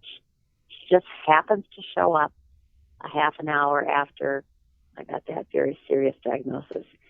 She did some basic level 1 Healing Touch stuff. And here's what I say about holistic therapies that it does for you.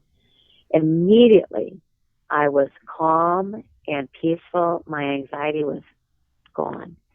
And I knew that I would be fine, again, whether I lived or whether I died. I had that peacefulness.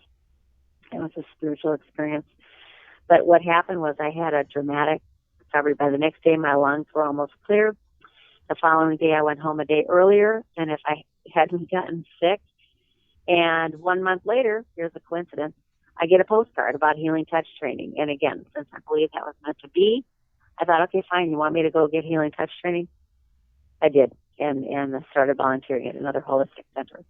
So that it was actually a very meaningful experience for me. Just like you said, your heart attack was transformational. My cancer journey was transformational in a positive way. Yeah, and yours is certainly scarier than mine. I mean, the worst case scenario, if my heart, goes, I'm done, that's it. In your scenario, you got to go through, if things don't work out well, you're going through months of hell, in my opinion. I watched my mother go through cancer. They first found a couple spots on her bladder. And then they said, well, we got to do a biopsy and run a couple more tests. So they did the biopsy, ran a couple more tests. And, this week it spread to your lungs, and now it spread to your bones, and now it spread to your brain. And every time they did a test, it seemed to spread. And now, knowing what I know now, it's most likely is when they did biopsies, those tumors are there for a reason. They're holding in, toxins. And I think if you jab that tumor, you could very well be letting those toxins out and spreading it throughout the body. That could be, that's really sad. Once it starts spreading like that, that's not good. But I have to say, we have seen miracles at Wellington. We have seen miracles happen with people with stage 4 cancer. So, I always say there's always reason to hope. And I really do believe strongly in the power of prayer. It doesn't always mean that you will be cured physically. Sometimes your mom was not cured. A lot of people we see are not cured. But they can come to this place of spiritual healing so that you actually do kind of get ready to die. You come to that acceptance and peacefulness. So that's kind of an amazing thing. Yeah.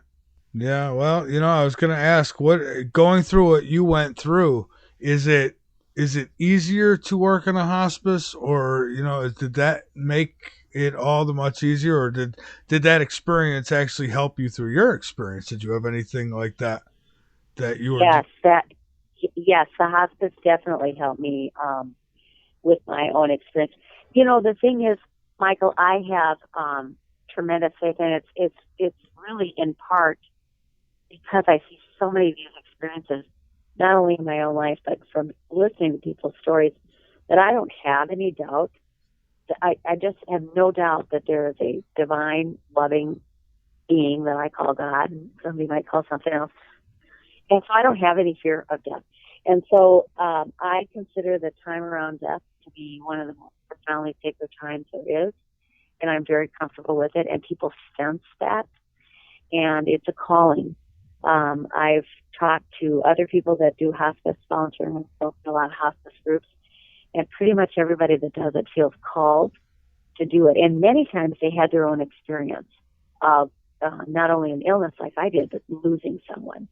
And they just are so impressed with it's just a beautiful thing. I don't know, was your mom, was she on hospice at the end of her life, Michael? No, she was in the hospital. They had suggested hospice, but she wanted to go home, and so she did, but she wouldn't be home long before she had to get, taken back to the hospital because of complications. But You know, and so yeah, she didn't fare too well. She, from the moment she got her first chemotherapy, she was pretty much toast. It was not the same mom, just drained, and it was horrible. And you know, it's see, for me, I don't fear death either. I fear suffering for months. Now that's where my fear would be. And see, for me, if I'm going to die, fine, but let my heart just go, and that's it, and I drop it. It's over. I don't want to be told, and then going through months and months of all kinds of poking and prodding, and then finally having them say, well, you know, all we could do now is make you comfortable. It's like, then why did we go through all this in the first place? Well, and you know what? The patient has a choice on that, and I really say you have to honor people's decision, because sometimes the family member wants them to go through all of that, and the patient just doesn't. And I remember having a young woman, she was 32, and she was dying of cancer, and she did not want to give up. And the family was like, why does she want to go through all this? It's like, she's got a 3-year-old son. She doesn't want to die yet. And she's in charge, so back off. You know, the person that is dying needs to be, that's the last thing they're going to be able to control in their life is how they go. So you have to respect that. And if it can go either way. They're suffering too much and they want to go, or they want to fight until the last moment. And that's why a lot of people, frankly, don't go on hospice, because they don't want to admit that they're giving up. You know, so right. And, you know, my mom said, if it's up to her, she's not going anywhere. And, you know, I could tell you this is the God's honest truth. If I knew then what I know now, I believe she'd still be here. I think because, I have a really good friend. He lives in Europe most of the time. He's got a clinic in Europe, and him, and then there's another guy who's in Italy, also, who has they both have clinics, and they have cured people of cancer. I've seen the records. I've seen the hospital records using things like hemp oil and baking soda remedies that not every cancer, not everybody could be cured, but I mean, it wipes it out. And I've seen it with my own eyes. And we used one of those baking soda remedies here for my wife's father. He had been diagnosed with bladder cancer, and in 3 weeks it was gone. It's the God's honest truth. You know, I never would lie about it, and I'm not selling anything. So I'm just telling people that there is hope, and people need to take charge of their own health. Just because the guy in the white coat tells you that it's over doesn't mean it has to be. So and I'm a big believer in second opinions. And you know, the things that you're talking about, we like to use the phrase complementary or integrative rather than alternative. So, you know, you can use some of these things in conjunction with traditional Western medical treatment. That's right. You know, certainly things like people can recover from healing touch, but usually, you know, we're not going to say, don't get your chemo and do healing touch. We're going to say, you know, if your doctor says get the chemo, and let's try this other stuff in addition to that, and see if we can calm things down and get some of that pain gone, and, you know, you can add it in.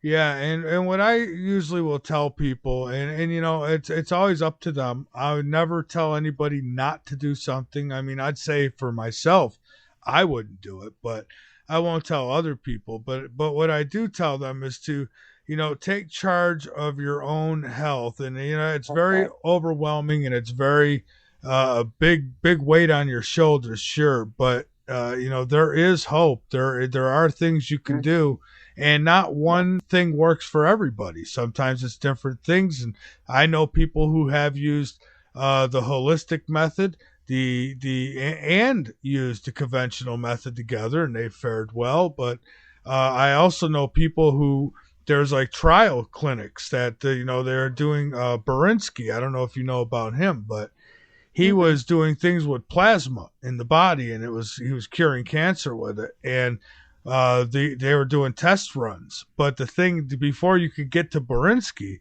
you had to first go through the conventional treatment. And what was happening is people who were going through the chemo and the radiation were so bad off by the time they got to him that a lot of times it didn't work. But then he started treating people before they got their chemo and radiation, and he was having a big success rate. The FDA went after him, and he had all kinds of legal battles in Texas, and it was just incredible how they tried to stop him. But so I mean, there's some proof, I think, out there that there is hope, and I think that's music to people's ears who may be going through this, who could think, well, hey, I didn't know about that. Maybe they'll look into it. And what do you got to lose? I mean, you're given 6 to 8 months.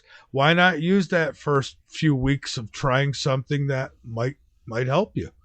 So yeah, and you know, I have seen that the will to live, you know, for a specific reason, to be a very, very powerful thing. I was just with somebody today, actually, whose best friend was diagnosed with a terminal cancer when she was in her, I think she was maybe 40, given less than a year to live. Well, she had 3 children who were in grade school and maybe in high school even. She wanted to live until her youngest daughter graduated from high school. Sure enough, and she just did everything she could to survive. And you know what? She had really good medical care too, and they worked as a team, like you said, take charge of health. She lived for 12 years.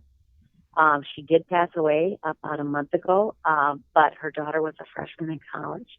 So that will to live can be a huge determining factor.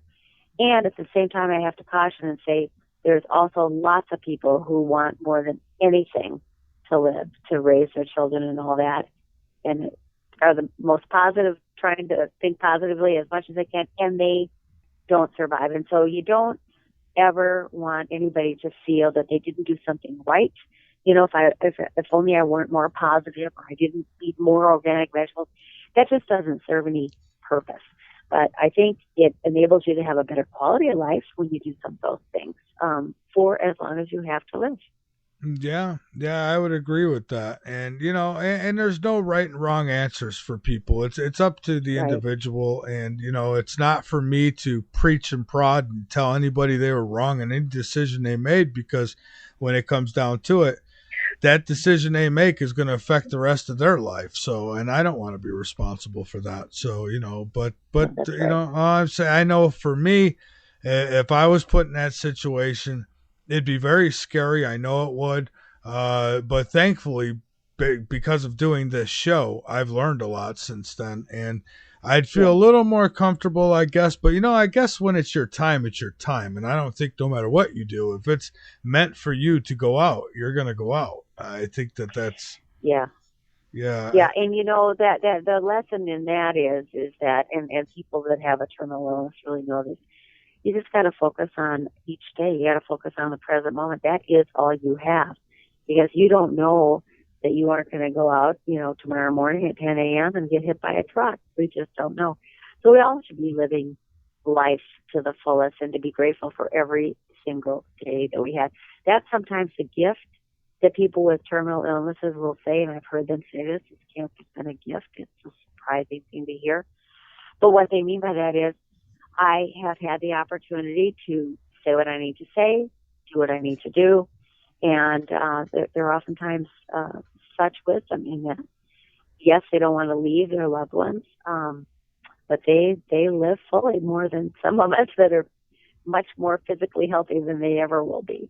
Yeah, and you know what's motivated me too is because I wasn't doing this show when my mother was sick and going through what she was going, and I remember days where going to her doctor's appointments, whether going for her to go get her chemo or what have you, and we'd get out of the car and just start walking, and she'd, you know, Mike, you know, her bones hurt so bad she couldn't walk. I'd have to pick her up and carry her in there, and I remember her sitting there with the doctors, and the doctors came in the room. This was one of the final times they come in and says, "Well, Mrs. Vera, unfortunately, the chemo has not and the radiation have not done what we would hope they have done. And at this point, we would just like to do whatever we could do to keep you comfortable."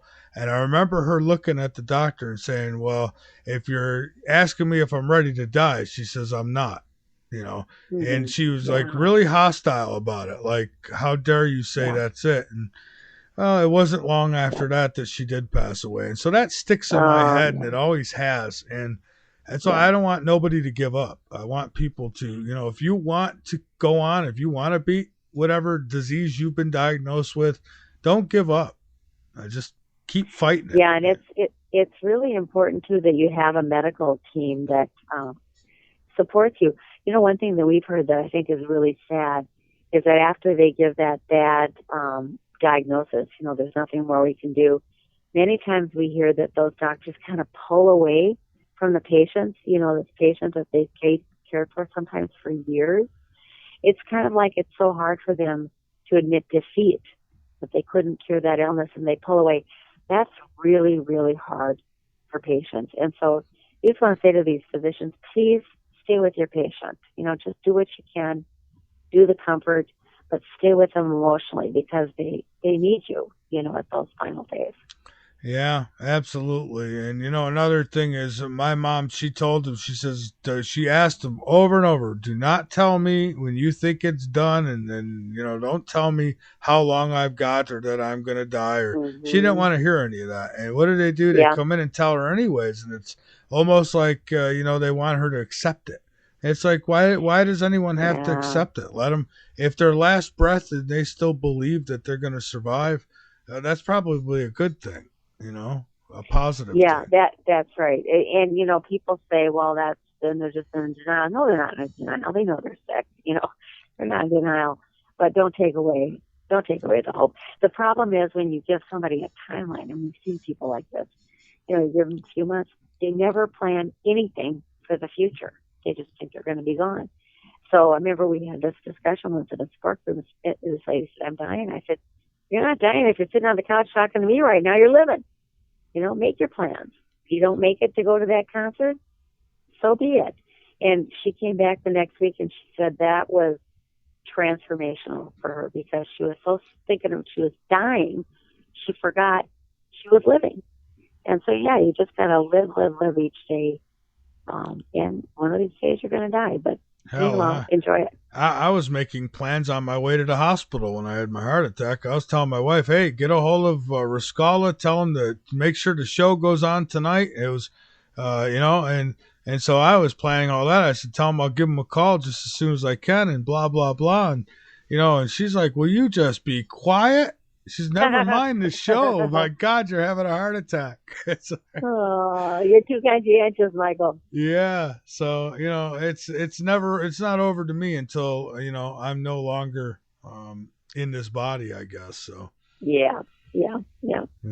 So. Yeah. Well, wisdom comes from these tough situations, whether it's a health crisis or some other thing. We can learn a lot of lessons from going through these things if we choose to accept them. Well, let me ask you this. Do you believe everything happens for a reason? I mean, there's some people do, and I guess I used to think that way, but now I think that you have different roads, and you can go down any one of those roads. Like when a psychic says this is what's in your future, not necessarily, because you could decide to take a different path. But what do you think about that? Everything happened for a reason? No, I don't think so. Because and the caveat is I don't know, because it is really hard for me to believe that 1 2-year-old gets cancer and lives, because of whatever reason, and then the 4-year-old on the end of the block gets some other illness and dies. Did that happen for a reason? I have a hard time accepting that. So I don't know. But here's the thing. It's, again, you have to leave room for mystery in your life. I do believe that many things do happen for a reason. I don't think there's any other explanation other than something happening for a reason. So for me, the answer is that it's not all or nothing. Yeah. I don't know if everything happens, but I definitely think that some things happen. And I don't understand why other things happen. But I sure don't want to put that on somebody, and I would caution your listeners, please never say to someone, that happened for a reason. such and such bad. That happened for a reason. Don't do that. Let them come to their own conclusion. You know, you can talk about how you feel about an experience in your life, but don't put that on somebody else. That's too much. Yeah, it's. I guess it could be. You know, I've seen too many scenarios where, you know, it's when my mom had passed away, I had an uncle who, you know, and this is how people just don't think. You know, my dad's in the room and he just says, well, they'll put her in the ice box now and get her ready. And I'm thinking, why would you say something like that? Yeah. You know, and I forgive him because he's just stupid. But, you know, it's like. Yeah, sometimes it's better to just be quiet. People do say dumb things, and really a lot of times they are truly well-intentioned, but they just don't think. It's not kind. It doesn't make sense. And you just have to be careful about putting your own belief system onto another person. Right. It can be hurtful, very hurtful. And there are people like that. It's just like there's some kids who do things that, you know, but they don't know what they're doing is wrong. They literally, they don't think before they do it. And, you know, that happens in adulthood too, unfortunately, but, you know. So how can saying yes, now you talk about saying yes to a meant to be incident. How can saying yes to a meant to be incident enable us to live a more fulfillment in our lives, I guess? Well, I think we have opportunities presented to us all the time. They could be career opportunities, you know, that little voice that tells you to call so-and-so. They could be personal opportunities, you know, connecting with a person, even a, you know, potential soulmate or even just a really good friend. And, you know, when you get those little nudges to reach out to another person or reach out to an opportunity, especially if something keeps happening again and again, I say go for it, because you don't always know where it's going to lead you. And what I have found, Michael, is that the more we pay attention and respond to these sort of things, the more it's kind of like we fine-tune our ability to discern meaning from them. But the other thing is we're able to trust. So I didn't know where the hospice thing was really leading me to go. I knew I'd be doing hospice volunteering, but I didn't realize it would lead me to a whole nother life, you know, a whole nother career. And what I've realized is I'm able to trust. I'm able to trust that if I am meant to do something, over time it will be revealed to me what I am meant to do. And I just I don't always do it. I'm not perfect by any means, but when I do those sort of things, I live more fully. I do what I am called to do. And I think if we become the person we are meant to be, do the work we are called to do, we live life to the fullest. Well, I hope that's true, because I've always felt like this is what I was meant to do. Yeah, you know, it sounds like it. Because, you know, I had no intentions of doing this. I moved out of the blue. I moved from New York to South Carolina, and I got a job when I was here, and, you know, I wanted to be closer to a few of my children. And, you know, it worked out where I had a job. I didn't really have anybody I hung out with. I'd work, come home, and I said, well, I need to find something to do. And well, I looked into this radio thing, and, you know, what started out as a hobby turned into a mission. Yeah. And that's a mission is a calling, right? It is. You feel like you're called to do. And, you know, you also look at, you know, doing a show like this is an opportunity to help a tremendous number of people. And to me, that's also a calling. You look at what are the potential outcomes if I do something like a radio show. Well, I can help people. You know, I can help people learn things. I can help people get advice from professionals. So that's what you look at too. You kind of fast forward and you say, what might be some possible positive outcomes by my saying yes to these opportunities? And then you do it. Yeah, absolutely. So, Mary, I want to give you the floor here, because we've got about another 10 minutes to go, you and I, if you like it, and I'd like to give you the floor. Is there anything you'd like to get out there that we haven't put out there yet?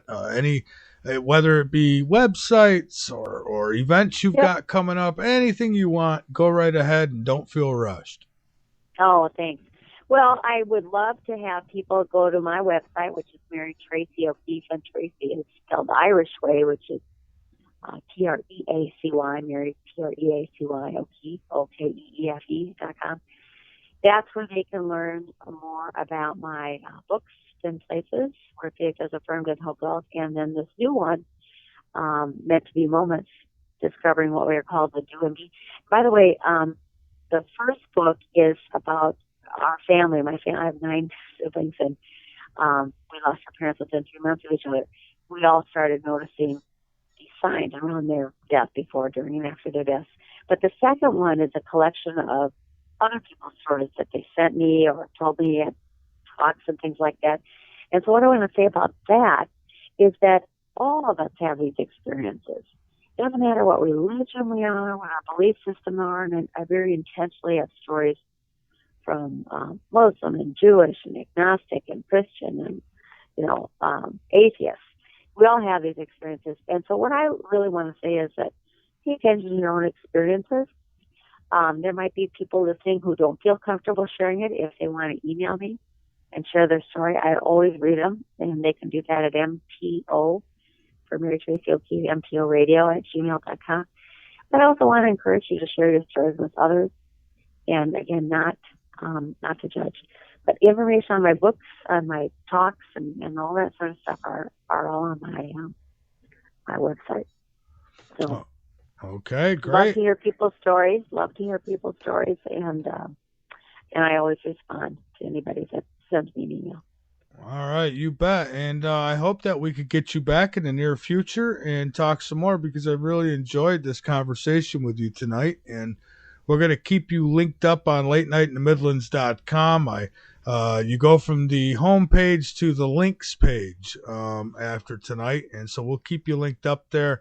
And thank you so much for taking time out to be with us. Thank you, Michael. And thanks for sharing your stories, Michael. They were fascinating. Love to hear your own stories, too. Thanks for inviting me, and I'd love to come back again anytime.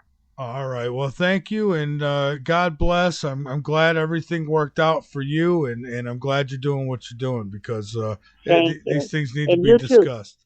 Take care. Take care of yourself. All right. Thank you, and you too. Okay. All right. Have a great night. All right. Bye-bye. All right, everybody. There you have it. Mary O'Keefe, and she's linked up on the homepage of LateNightInTheMidlands.com. Her website, I think I've got it here too. Yeah, I do. www.Mary, and then it's TREACY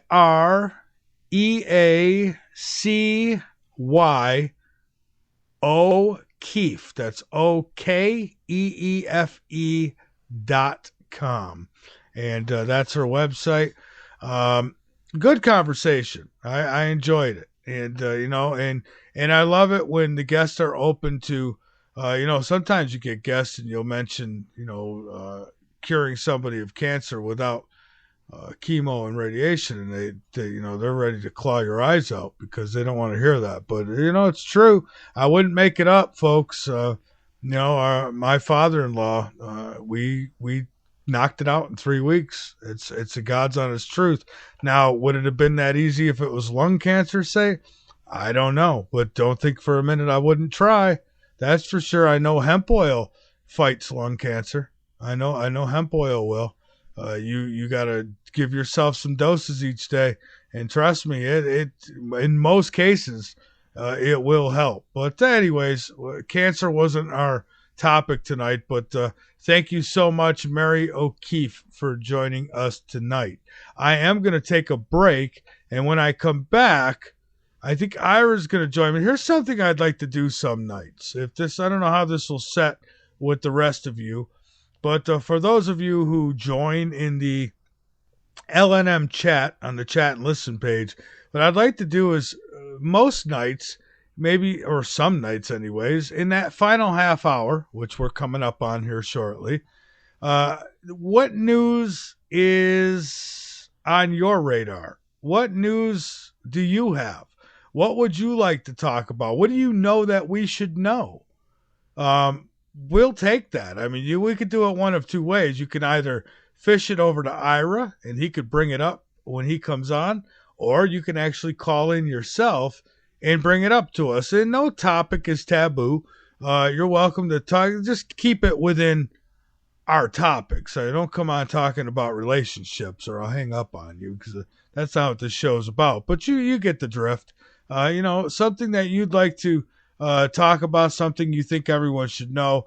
We don't censor here, so whatever it might be is pretty much fine, as long as it's within our realm of we cover everything that matters. The call-in number's 803-317-2264. I am going to take that break, and then we'll come back. We'll finish up with Ira tomorrow night. I should tell you really quick, what do we got going tomorrow night? I've got John Corner, and you know what? I don't know exactly what we're discussing. I got 2 Johns signed for this week. One is tomorrow night. The other is on the 19th. Now, I'm well aware of what he'll be talking about. He'll be talking about upcoming disasters and what the government's been planning for themselves and not you. We'll be talking about that on the 19th. Steve Miller is coming back with us on Friday, and we'll be discussing apparently a UFO experience that he had. He says that he actually had made contact. So we'll talk to him about that come Friday. So we've got some good stuff. And the last frequency, we're debating on what we're going to do there as far as a guest, or we have something else in mind, and maybe we'll share that with you this week as well. So, folks, let me take this break, and then when we come back, we will discuss whatever you want to talk about. This is Late Night in the Midlands. I'm Michael Vera. Don't go away just yet.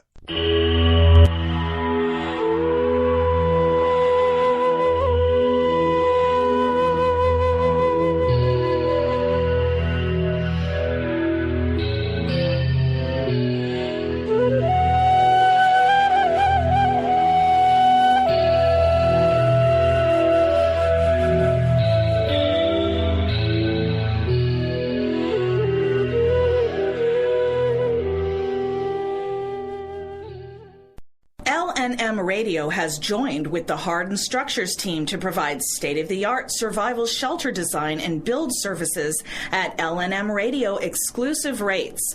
Hardened Structures, with over 21 years experience in military, commercial, and private shelter design build services, are also offering LNM Radio listeners a free consultation, normally a $500 value. So click on the Hardened Structures banner on the home page or the chat and listen page and have peace of mind that no matter what happens, your family is protected. The LNM Radio Network and Late Night in the Midlands depends on you, the listener. Without you, there would be no us. So help us continue to bring you the best guests with the best information, and subscribe today. Information on becoming an LNM subscriber can be found at the top of LateNightInTheMidlands.com. Just click the About Subscriptions tab and become part of the family while helping the truth stay alive. And while you're at it, maybe subscriptions aren't for you. A one-time donation helps as well. Click that donate button on the right side of LateNightInTheMidlands.com and help us help you. You want the truth? Late Night in the Midlands knows you deserve it. That's why we make it easy for you to listen at www.latenightinthe.midlands.com. Go on over, become a member, be informed, and by all means, inform others. Folks, we're not your average radio show. We cover everything. Late Night in the Midlands on the LNM Radio Network. LNM is always looking for sponsors, so if you are interested in sponsorship or advertisement, on air or on our website, contact us at mv@latenightinthe.midlands.com. If you're interested in rebroadcasting or picking up the live feed for Late Night in the Midlands, then contact us at mv@latenightinthe.midlands.com and help us help you.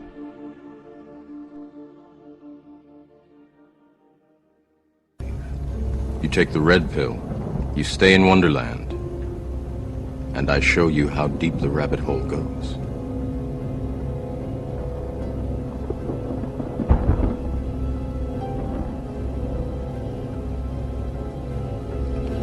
Remember, all I'm offering is the truth, nothing more.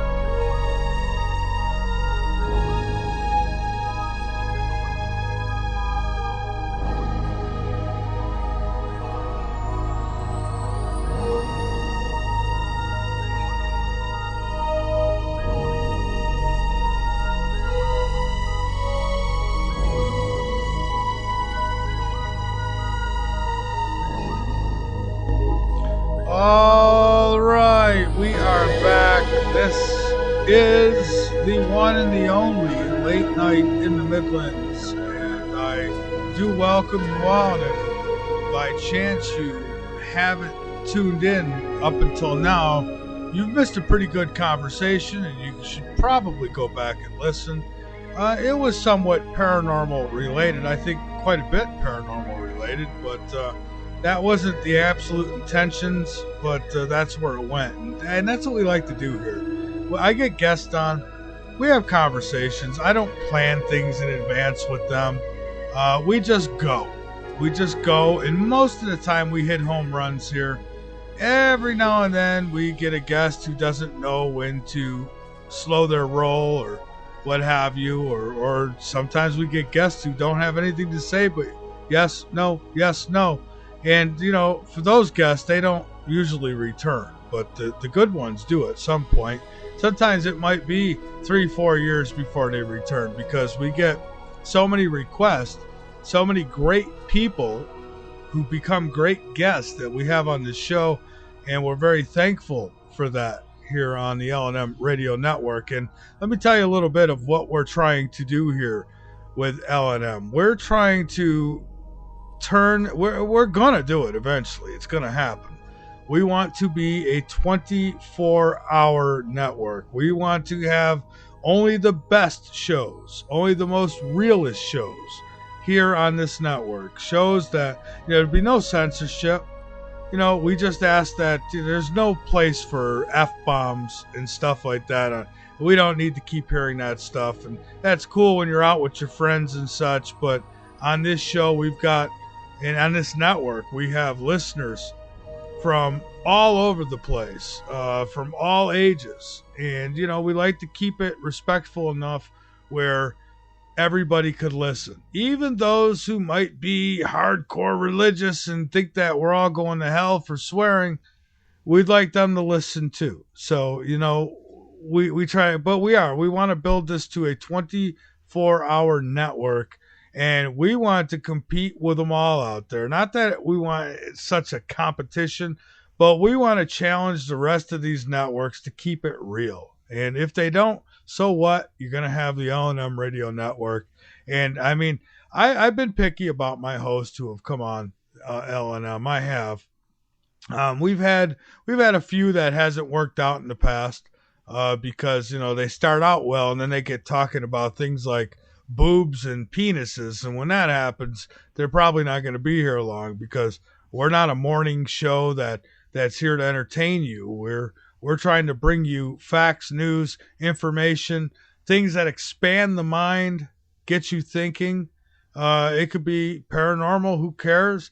Long as it's, you know, truth and not just a bunch of hogwash. We don't want a bunch of sci-fi stories. We want the truth. And so that's what we're trying to build here. And it's going to, folks, it takes money and it takes people who are willing to help out. So here it is. If for us to get to that point, if there's any of you out there that have talents that you'd be willing to volunteer to us to help us accomplish this goal, we'd like to hear from you. But don't say, hey, I can help out. What do you need? It's not about what I need. It's about what can you offer. So that's what I want to hear. If you email me, what can you offer? What can you do? Are you good at publicity? Are you good at marketing? Are you good at, because folks, it's going to take, we don't want to be under control. Never will we be.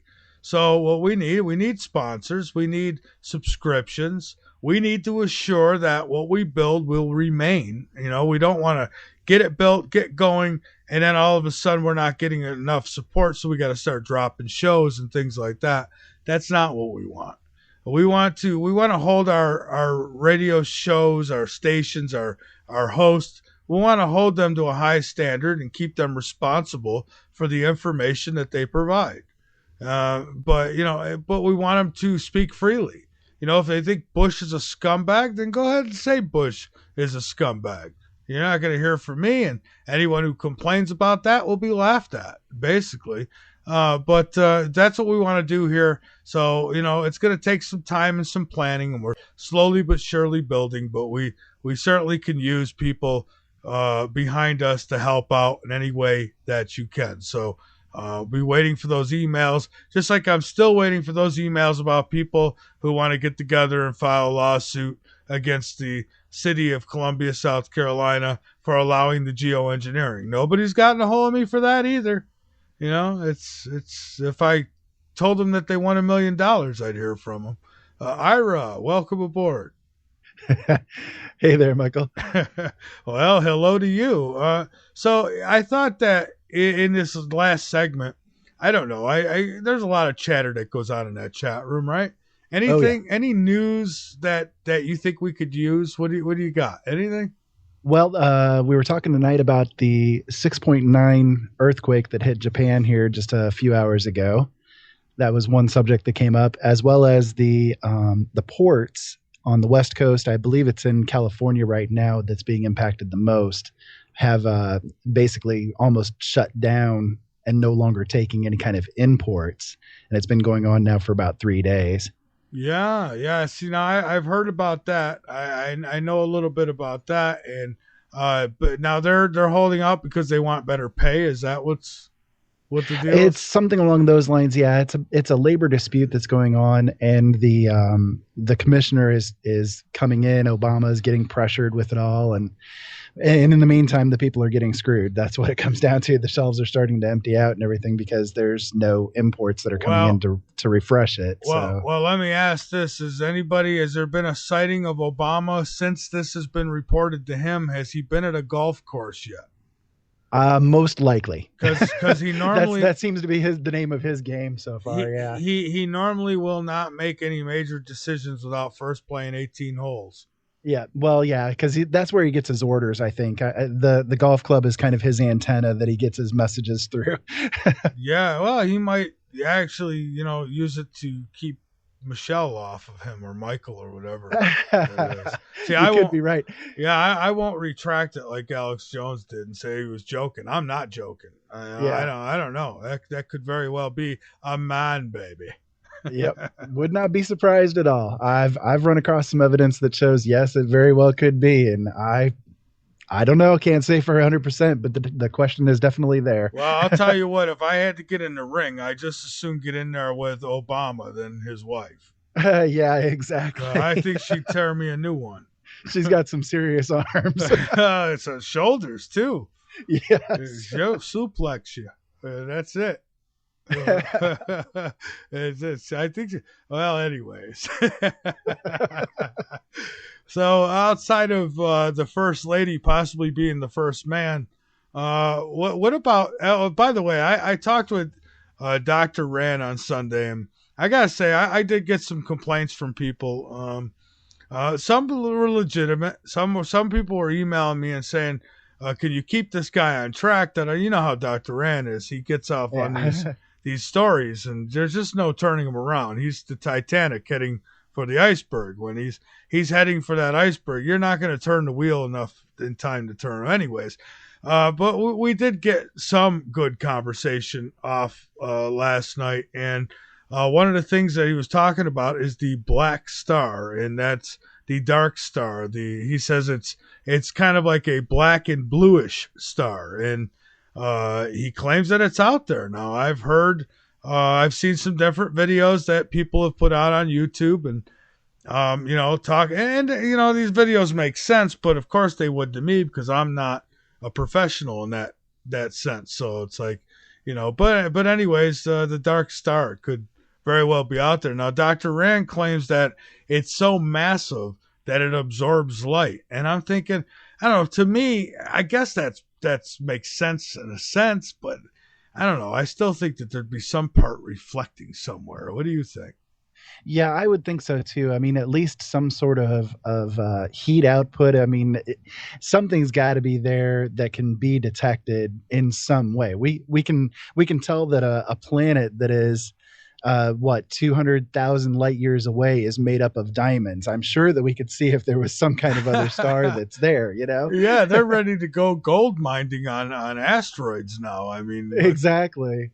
Yeah, so you know what I didn't get a chance to ask Dr. Rand about, but I am going to get somebody on about it because it's an interesting theory. Whether it will happen or not is a whole nother story. But about Jupiter, like, I don't know, ascending, turning into a sun of some sort, because somebody made a good point in talking about that, how Jupiter is pretty much its own little solar system. When you look at the moons are, some of them are the size of Earth. I mean, going around that thing, and it's like its own solar system. Well, Jupiter was originally, I think, intended to be a sun, and it just ended up not going into fission, so it didn't ignite up like the sun has. So it was, I think, originally going to be the binary star for here in this solar system, and it just never got there, essentially. Well, and Saturn, they say, was kind of never made it to a sun either. So right. So what, we were supposed to have 3 of those suckers? Well, it's interesting because actually in 2001, when Kubrick put out that movie, he said that Jupiter was going to be the planet that was turned into the sun, with the conglomeration of monoliths that came on and ignited it. But in the book that Arthur C. Clarke wrote, it actually was Saturn that was supposed to be the sun that ignited. Well, here's the crazy thing is, some months ago, I forget, it might have been over a year ago now, it could be, who the hell knows? It was within the last year and a half.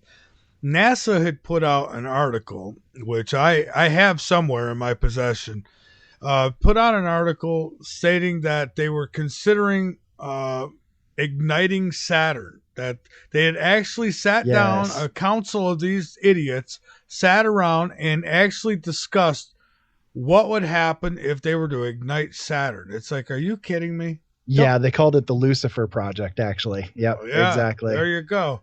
Yeah, it would be the Lucifer Project. We'd all burn in hell. You can't just go igniting things. I mean, these people are crazy what they do. I mean, look at the geoengineering and what they're doing. I worry about stuff. I don't worry about it, but I'm aware of things that possibly could happen from outside our planet. But I don't know how geoengineering can't be on everybody's top of everyone's list. I agree with you. I think that when you were speaking that earlier, I had to totally agree with you. I think that it is probably the most important issue that's up there because it affects everything planetary wide. It's not just the weather that's being affected, but it's our bodies that are being affected. We were talking actually in the chat room when you were bringing that up, that a lot of people are having seizure disorders now, especially here in America. And that it could actually be something that's related to the geoengineering that's occurring that is causing all of this uptick in seizure activity, in autism, and all of that stuff, that there's some kind of interaction that's happening with it. It wouldn't surprise me. Like I was saying in the chat room there earlier, we're surrounded by this electromagnetic field that's around the planet. The electromagnetic field right now is in a real bad state of flux, and it has been for a while now.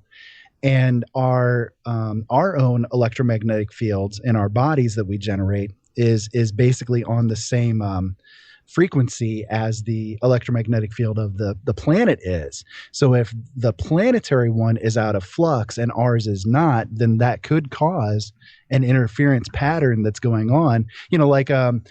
for instance, you plug in a cord into your mixer and you don't have that ground isolation loop going on and you get the buzz going on. It's the same kind of issue. You're getting some kind of a weird feedback loop that's happening. And maybe that's what's actually occurring with people that's causing all of these issues to go on. But at the same token, I think that'd be the least of our worries compared to what we'd really have to worry about with a scenario like that is the sun's harmful rays getting through. And yes, I mean, you wouldn't be able to go out in the sun. You'd get fried. And guess what? You need sun or you're going to eventually get some kind of cancer. So you've got to have some sun. I mean, it doesn't only help the plants grow. Yeah, exactly. So you'd be in a predicament right there. So, that'd be a horrible thing. But again, I think what would make it worse, how about geoengineering? Imagine the storms. I'm telling you, I've called it the last couple of years. I've said our storms are going to be worse. And we haven't had as many hurricanes as I thought we were going to have. But the ones we have had have been pretty damn severe, whether it be a hurricane or a typhoon. I mean, you look at the Philippines and what happened there. You look at Superstorm Sandy. You go back as far as Katrina. And I wasn't even doing a radio show yet at that point, and I could see that something wasn't right. But so they're going to keep it up. And now, okay, let's say the magnetic field does go to sleep on us. How much worse is it going to be because of the stuff they've put in our atmosphere? I mean, is it going to cause like this global superstorm? I was talking about that earlier. That's not far-fetched. You hear about these 3 winter storms are going to come together and it's going to be like a snow hurricane. Well, at what point do these 3 storms around the world come together and just cause this major, you see that storm on Jupiter, right? Well, who's to say we can't get something like that here? Yeah, exactly. Yeah, Day After Tomorrow. I love that movie. Yeah. Art Bell and Whitley Strieber, I think, are behind that one. Yep, it was a good postulation that he put forward in that movie, or with the book that he wrote that they based the movie on. Of course, it was a little bit different in the movie, dramatized and all that kind of stuff. But I think yes, that there is something to that. I mean, look at what we have right now. We have the issue with Snowmageddon happening, where 90 plus inches of snow have been falling in certain places. And it's like more snow right now than they've had. Like their monthly record is broken at this point. And they're actually, if they get just a little bit more, another foot, their historical record will be broken. Yes. Another foot. And they would then break the historical all-time record. And, and then there's people out there who say, big deal. Well, okay, maybe it wouldn't be a big deal if it didn't also happen in Western New York, if you wouldn't see it happening in all these other places that it's happening. So, it's wide scale. And I see it picking up. I mean, last year we got lucky. I was wrong. I said, wait till the tornado season comes. Well, we were spared. Wait till this year. I mean, come on. I mean, when it does happen, it's going to be another one of those. Today, 325 tornadoes struck in the, and that's how it's going to be. You're going to have 300 of those suckers at a time. And I don't know. This geoengineering is a major problem. And if nothing else, I'd like to see people come together, let's find out where the hell these things are coming from, probably military bases. Let's make some noise. Say, we know what you're doing. We're not going to put up with it no more. It's got to stop, because if it don't, they could say, well, it's for the benefit of mankind. Okay, well, I don't think so. Because you haven't run it by me, and none of us have voted or agreed on it. We haven't done any testing to see what it does to people, although now we know because you've been doing it long enough. But, this is very dangerous. It's causing heart attacks. It's causing seizures, cancer, respiratory disorders, skin disorders. It's causing poisons to our water, our soil, our food that's being grown is getting contaminated with this stuff. This is real. I've seen the lab test. I mean, there's no more debating whether chemtrails are real or not. The fact is, folks, we're being sprayed like roaches, and I see it here every day in Columbia, South Carolina. And and then there's people who live here who say, oh, we had nice blue, clear skies today. It's like, what the hell world you living in? Yeah, exactly. Yeah, they'll take care of the clear sky. Just wait about 20 minutes for the planes to go flying over. Oh, well, yeah. It's like, yeah, it might have been a blue sky where you are. You need to take your shades off and take a good look. And these are the people who get up late in the day and they think that those are just clouds. Like, hey, get up early and check that stuff out when they're doing it, when they first start.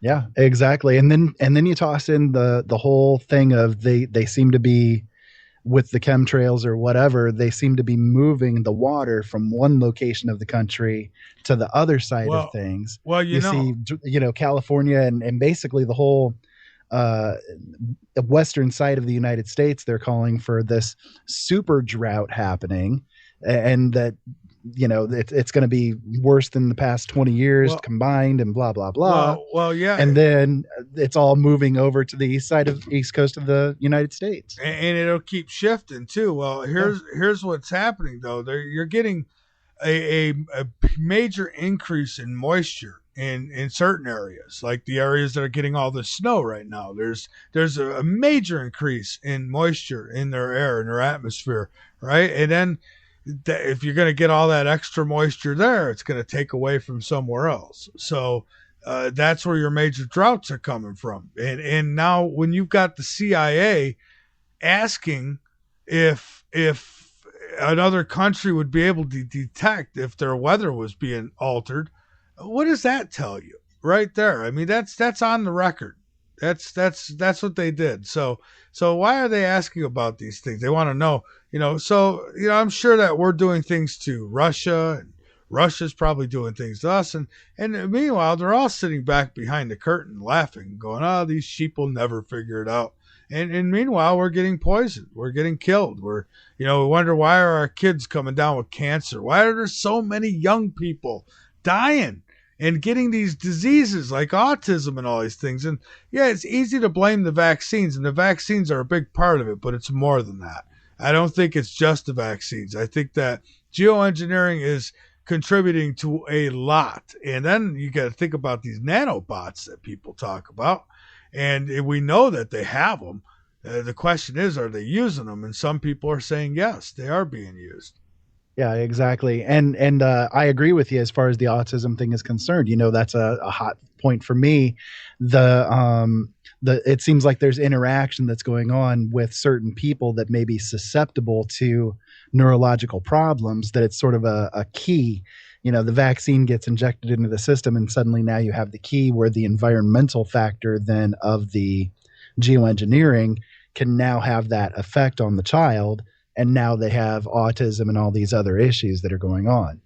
Yeah. It's a combination, Exactly. And, there's only so much you could do. I mean, people say, well, what is there out there that we could do or take that'll protect us from you're breathing it. There is no protecting you from it. And a good point was brought up the other night, Friday night show, is what good's a mask going to do you? We're talking about particles that are so fine that they could get through the tightest of clothing of any kind. So I just don't see you filtering this out with anything. I mean, when you're outside, you can't see it practically. I mean, sometimes if you look in the air and you haven't been looking at a computer screen all day, you'll see, like, I don't know, it's almost like, it looks like bacterias in the air. Have you ever seen that?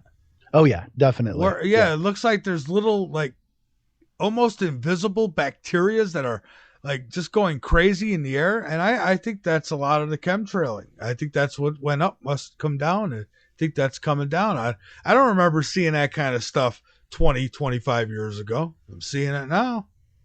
Yeah, I saw some videos just not too long ago. And of course, I mean, these can be fake. They're videos, but they're still curious to look at of people that were filming after like rain showers and that kind of thing. And there would be like this weird foamy kind of a substance that kind of rolls around on the ground. It's like this big foam balls and that sort of thing. They're just kind of rolling around and blowing around a little bit in the wind, drifting around. And it's like, what the hell is that? What came down with the rainfall there?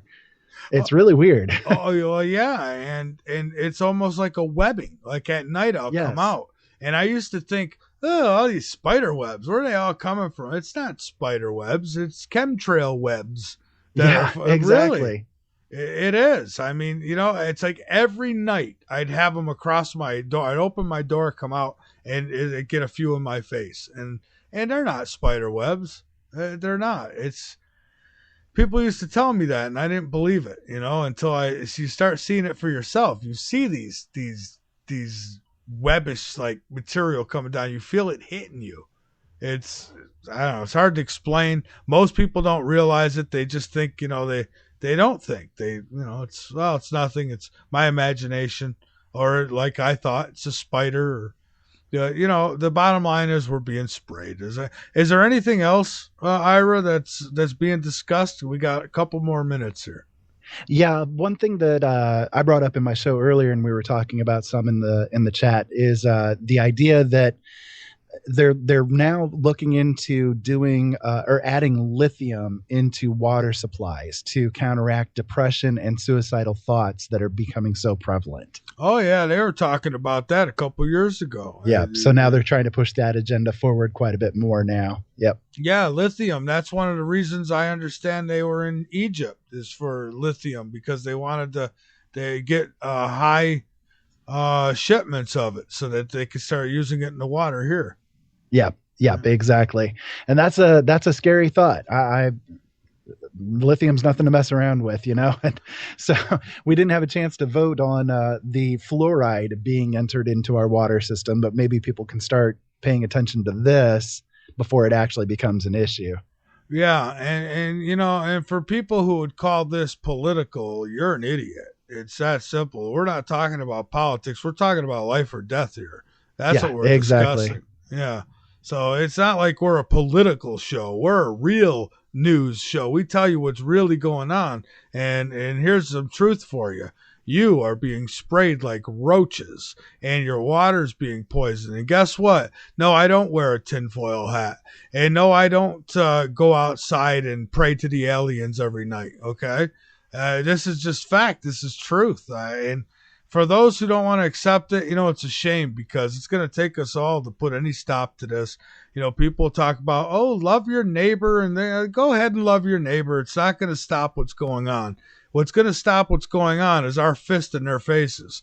I hate to say it, but that's the bottom line. It's just, we've tried to be nice. We've tried to do it. They fixed the elections. They fixed the courtrooms. They armed the police with military equipment, and yet we're supposed to go out and we're supposed to like carve them little paper hearts and blow them kisses. I just don't see it working.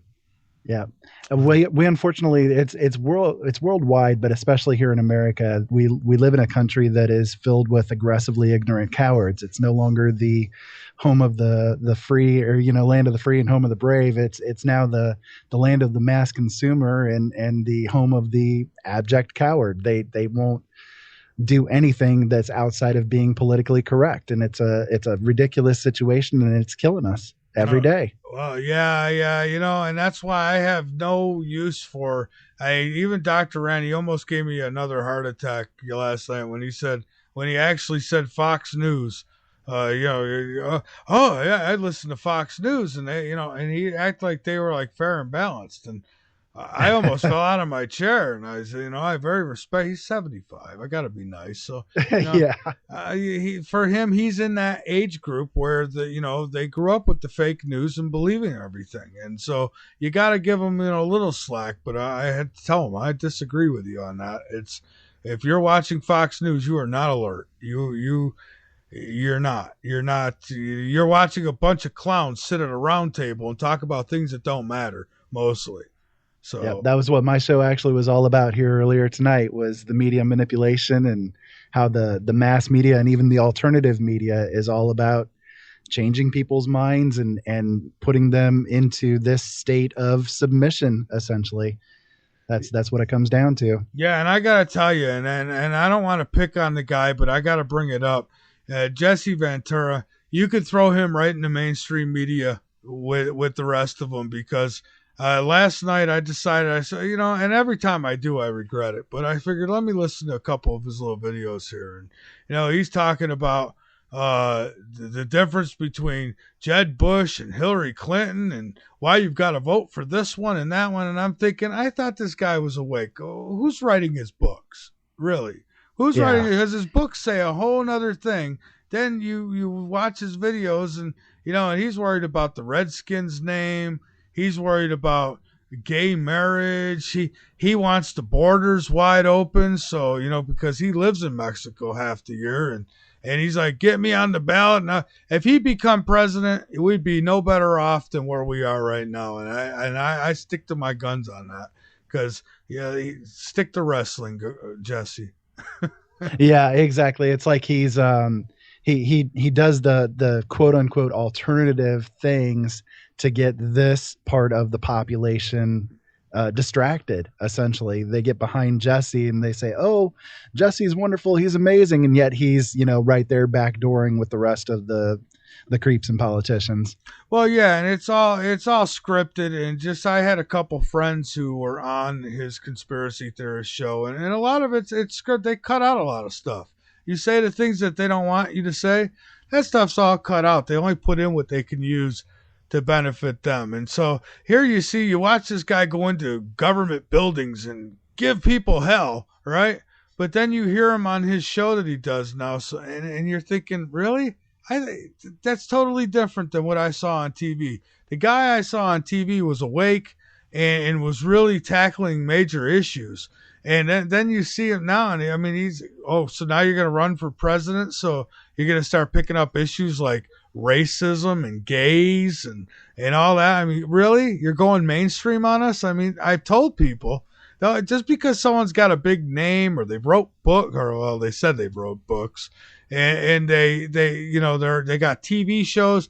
This is why people will vote, just like they voted for Obama because he was the black guy. Oh, we want to vote in the first black man, but they're not educated enough to know that we've already had a black president before Obama. Exactly. I mean, my God, but they're not taught this in school, so they have no idea, and so they want to be a part of history. They all want to be, their YouTube videos got to be first, and we're in trouble, man. I mean, what are you gonna? I tell you what, though. I would pay if like say Andrew Basiago, Jesse Ventura, and all these guys, and even David Costa, you get these guys in there and they're running for president. If they could put that on a stage, these debates, I would pay to go watch. I'd contribute to have it happen. Yeah. Oh, I would pay. I'd pay NFL ticket prices to go watch because it would be hilarious. It would be. Yeah, hilarious. It definitely would, especially if they had a chance to be able to say anything sideways. Can you imagine? One would be talking about his trips to Mars, and I'm not knocking him. I'm just saying this. We're talking about a presidential stage here. One's talking about going to Mars. The other one's talking about the moon's about to get messed up, and then the ETs are here, and there's the galactic ship up there. And you'd have the other one talking about some real issues and some bogus issues, and you'd have Hillary Clinton and Jeb Bush scratching their heads saying, "What the hell's going on up here?" What kind of drugs are these people on? Oh, yeah. And at the same time, though, they'd be bringing a lot of truth out, but it would be hilarious because they'd get this a little stretched. Yeah. Oh, good Lord. Well, we'll see what we're up for. I say it's going to be a Jeb Bush, Hillary Clinton, and it's going to be one of those. And if I had to pick, I still say it's going to be Hillary because that is the elite choice right there, because she's evil. Do you see her face when those people in Benghazi when she was watching? Oh man, she's perfect for the job. She's just like, whatever, die. Yeah. And Hillary actually is a really close comparison to Adolf Hitler. And Chucky. Her and Adolf Hitler have quotes that are like almost word for word exact. Whoa. It's crazy. Adolf Hitler said society's needs come before the individual's needs. And she said we must stop thinking of the individual and start thinking about what is best for society. Hello. Well, and Chucky said, die, bitch. And she did too. She said the same thing. Yeah. So I'll tell you. She's scary. Hillbilly is crazy, man. I'm telling you. I'm telling you. And, don't think Bush is going to be any less scary. I mean, and then what's worse, how about one becomes president, the other one's vice president?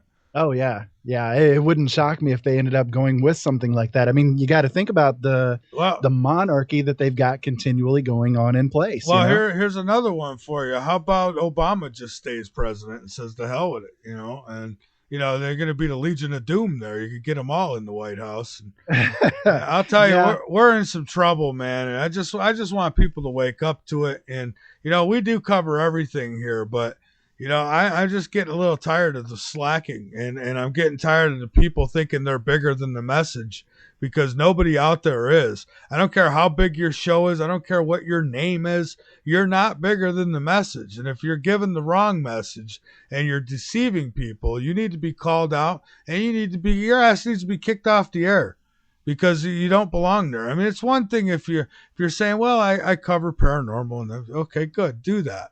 But if you're saying that you're the source for truth, and you're misleading people and telling them that, don't worry, sit back. There's this, the ETs are coming to save you, or Jesus is coming back to save you, and you just got people sitting around doing nothing because they're waiting for a superhero to come save them. I got a problem with that. It's like, we need to get people motivated off their couches, turn your TVs off, and let's get active. What's worse is the ones that are the doomsayers that are saying, well, it's all doomed and there's nothing that you can do about it. And it's like, look, you have to go with the moment. This is the only moment that we have. We can't expect that someone is going to save us. We have to save us, Yeah. I'm actually going to be doing a show about that here soon, in fact, because that savior mentality that people have, there's nothing wrong with looking forward to something like that occurring, but in the meantime, they're not here. So what are you doing right now to try to make things better for people? Well, yeah, and we just got to, and I'm not saying nothing wrong. Great. If Jesus or ET is coming to help us, that's great. But wouldn't it be nice if we already had the table set when they got here? Exactly. That's exactly what I'm saying. Yep. Yeah. So then we could sit down and have a good meal. But Ira, we are out of time. We're actually over. I want to thank you for joining me. And folks, for on a serious note, if you've got some news that is of interest to you, feel free to send it to me at mv@latenightinthemidlands.com. And, real news. Don't send me before it's news stuff. I'll delete it. And nothing against before it's news. It's just not all of it is real, is even worth looking at. There's never sources. But anyways, send it to us and we'll cover it when we have extra time on our show. So, but Ira, thank you. Everybody else, thank you so much. Keep your eyes posted to the sky, because you never know what you might see. And keep your ears posted to this broadcast, because you never know what you might learn. Be back tomorrow night. Good night, everybody.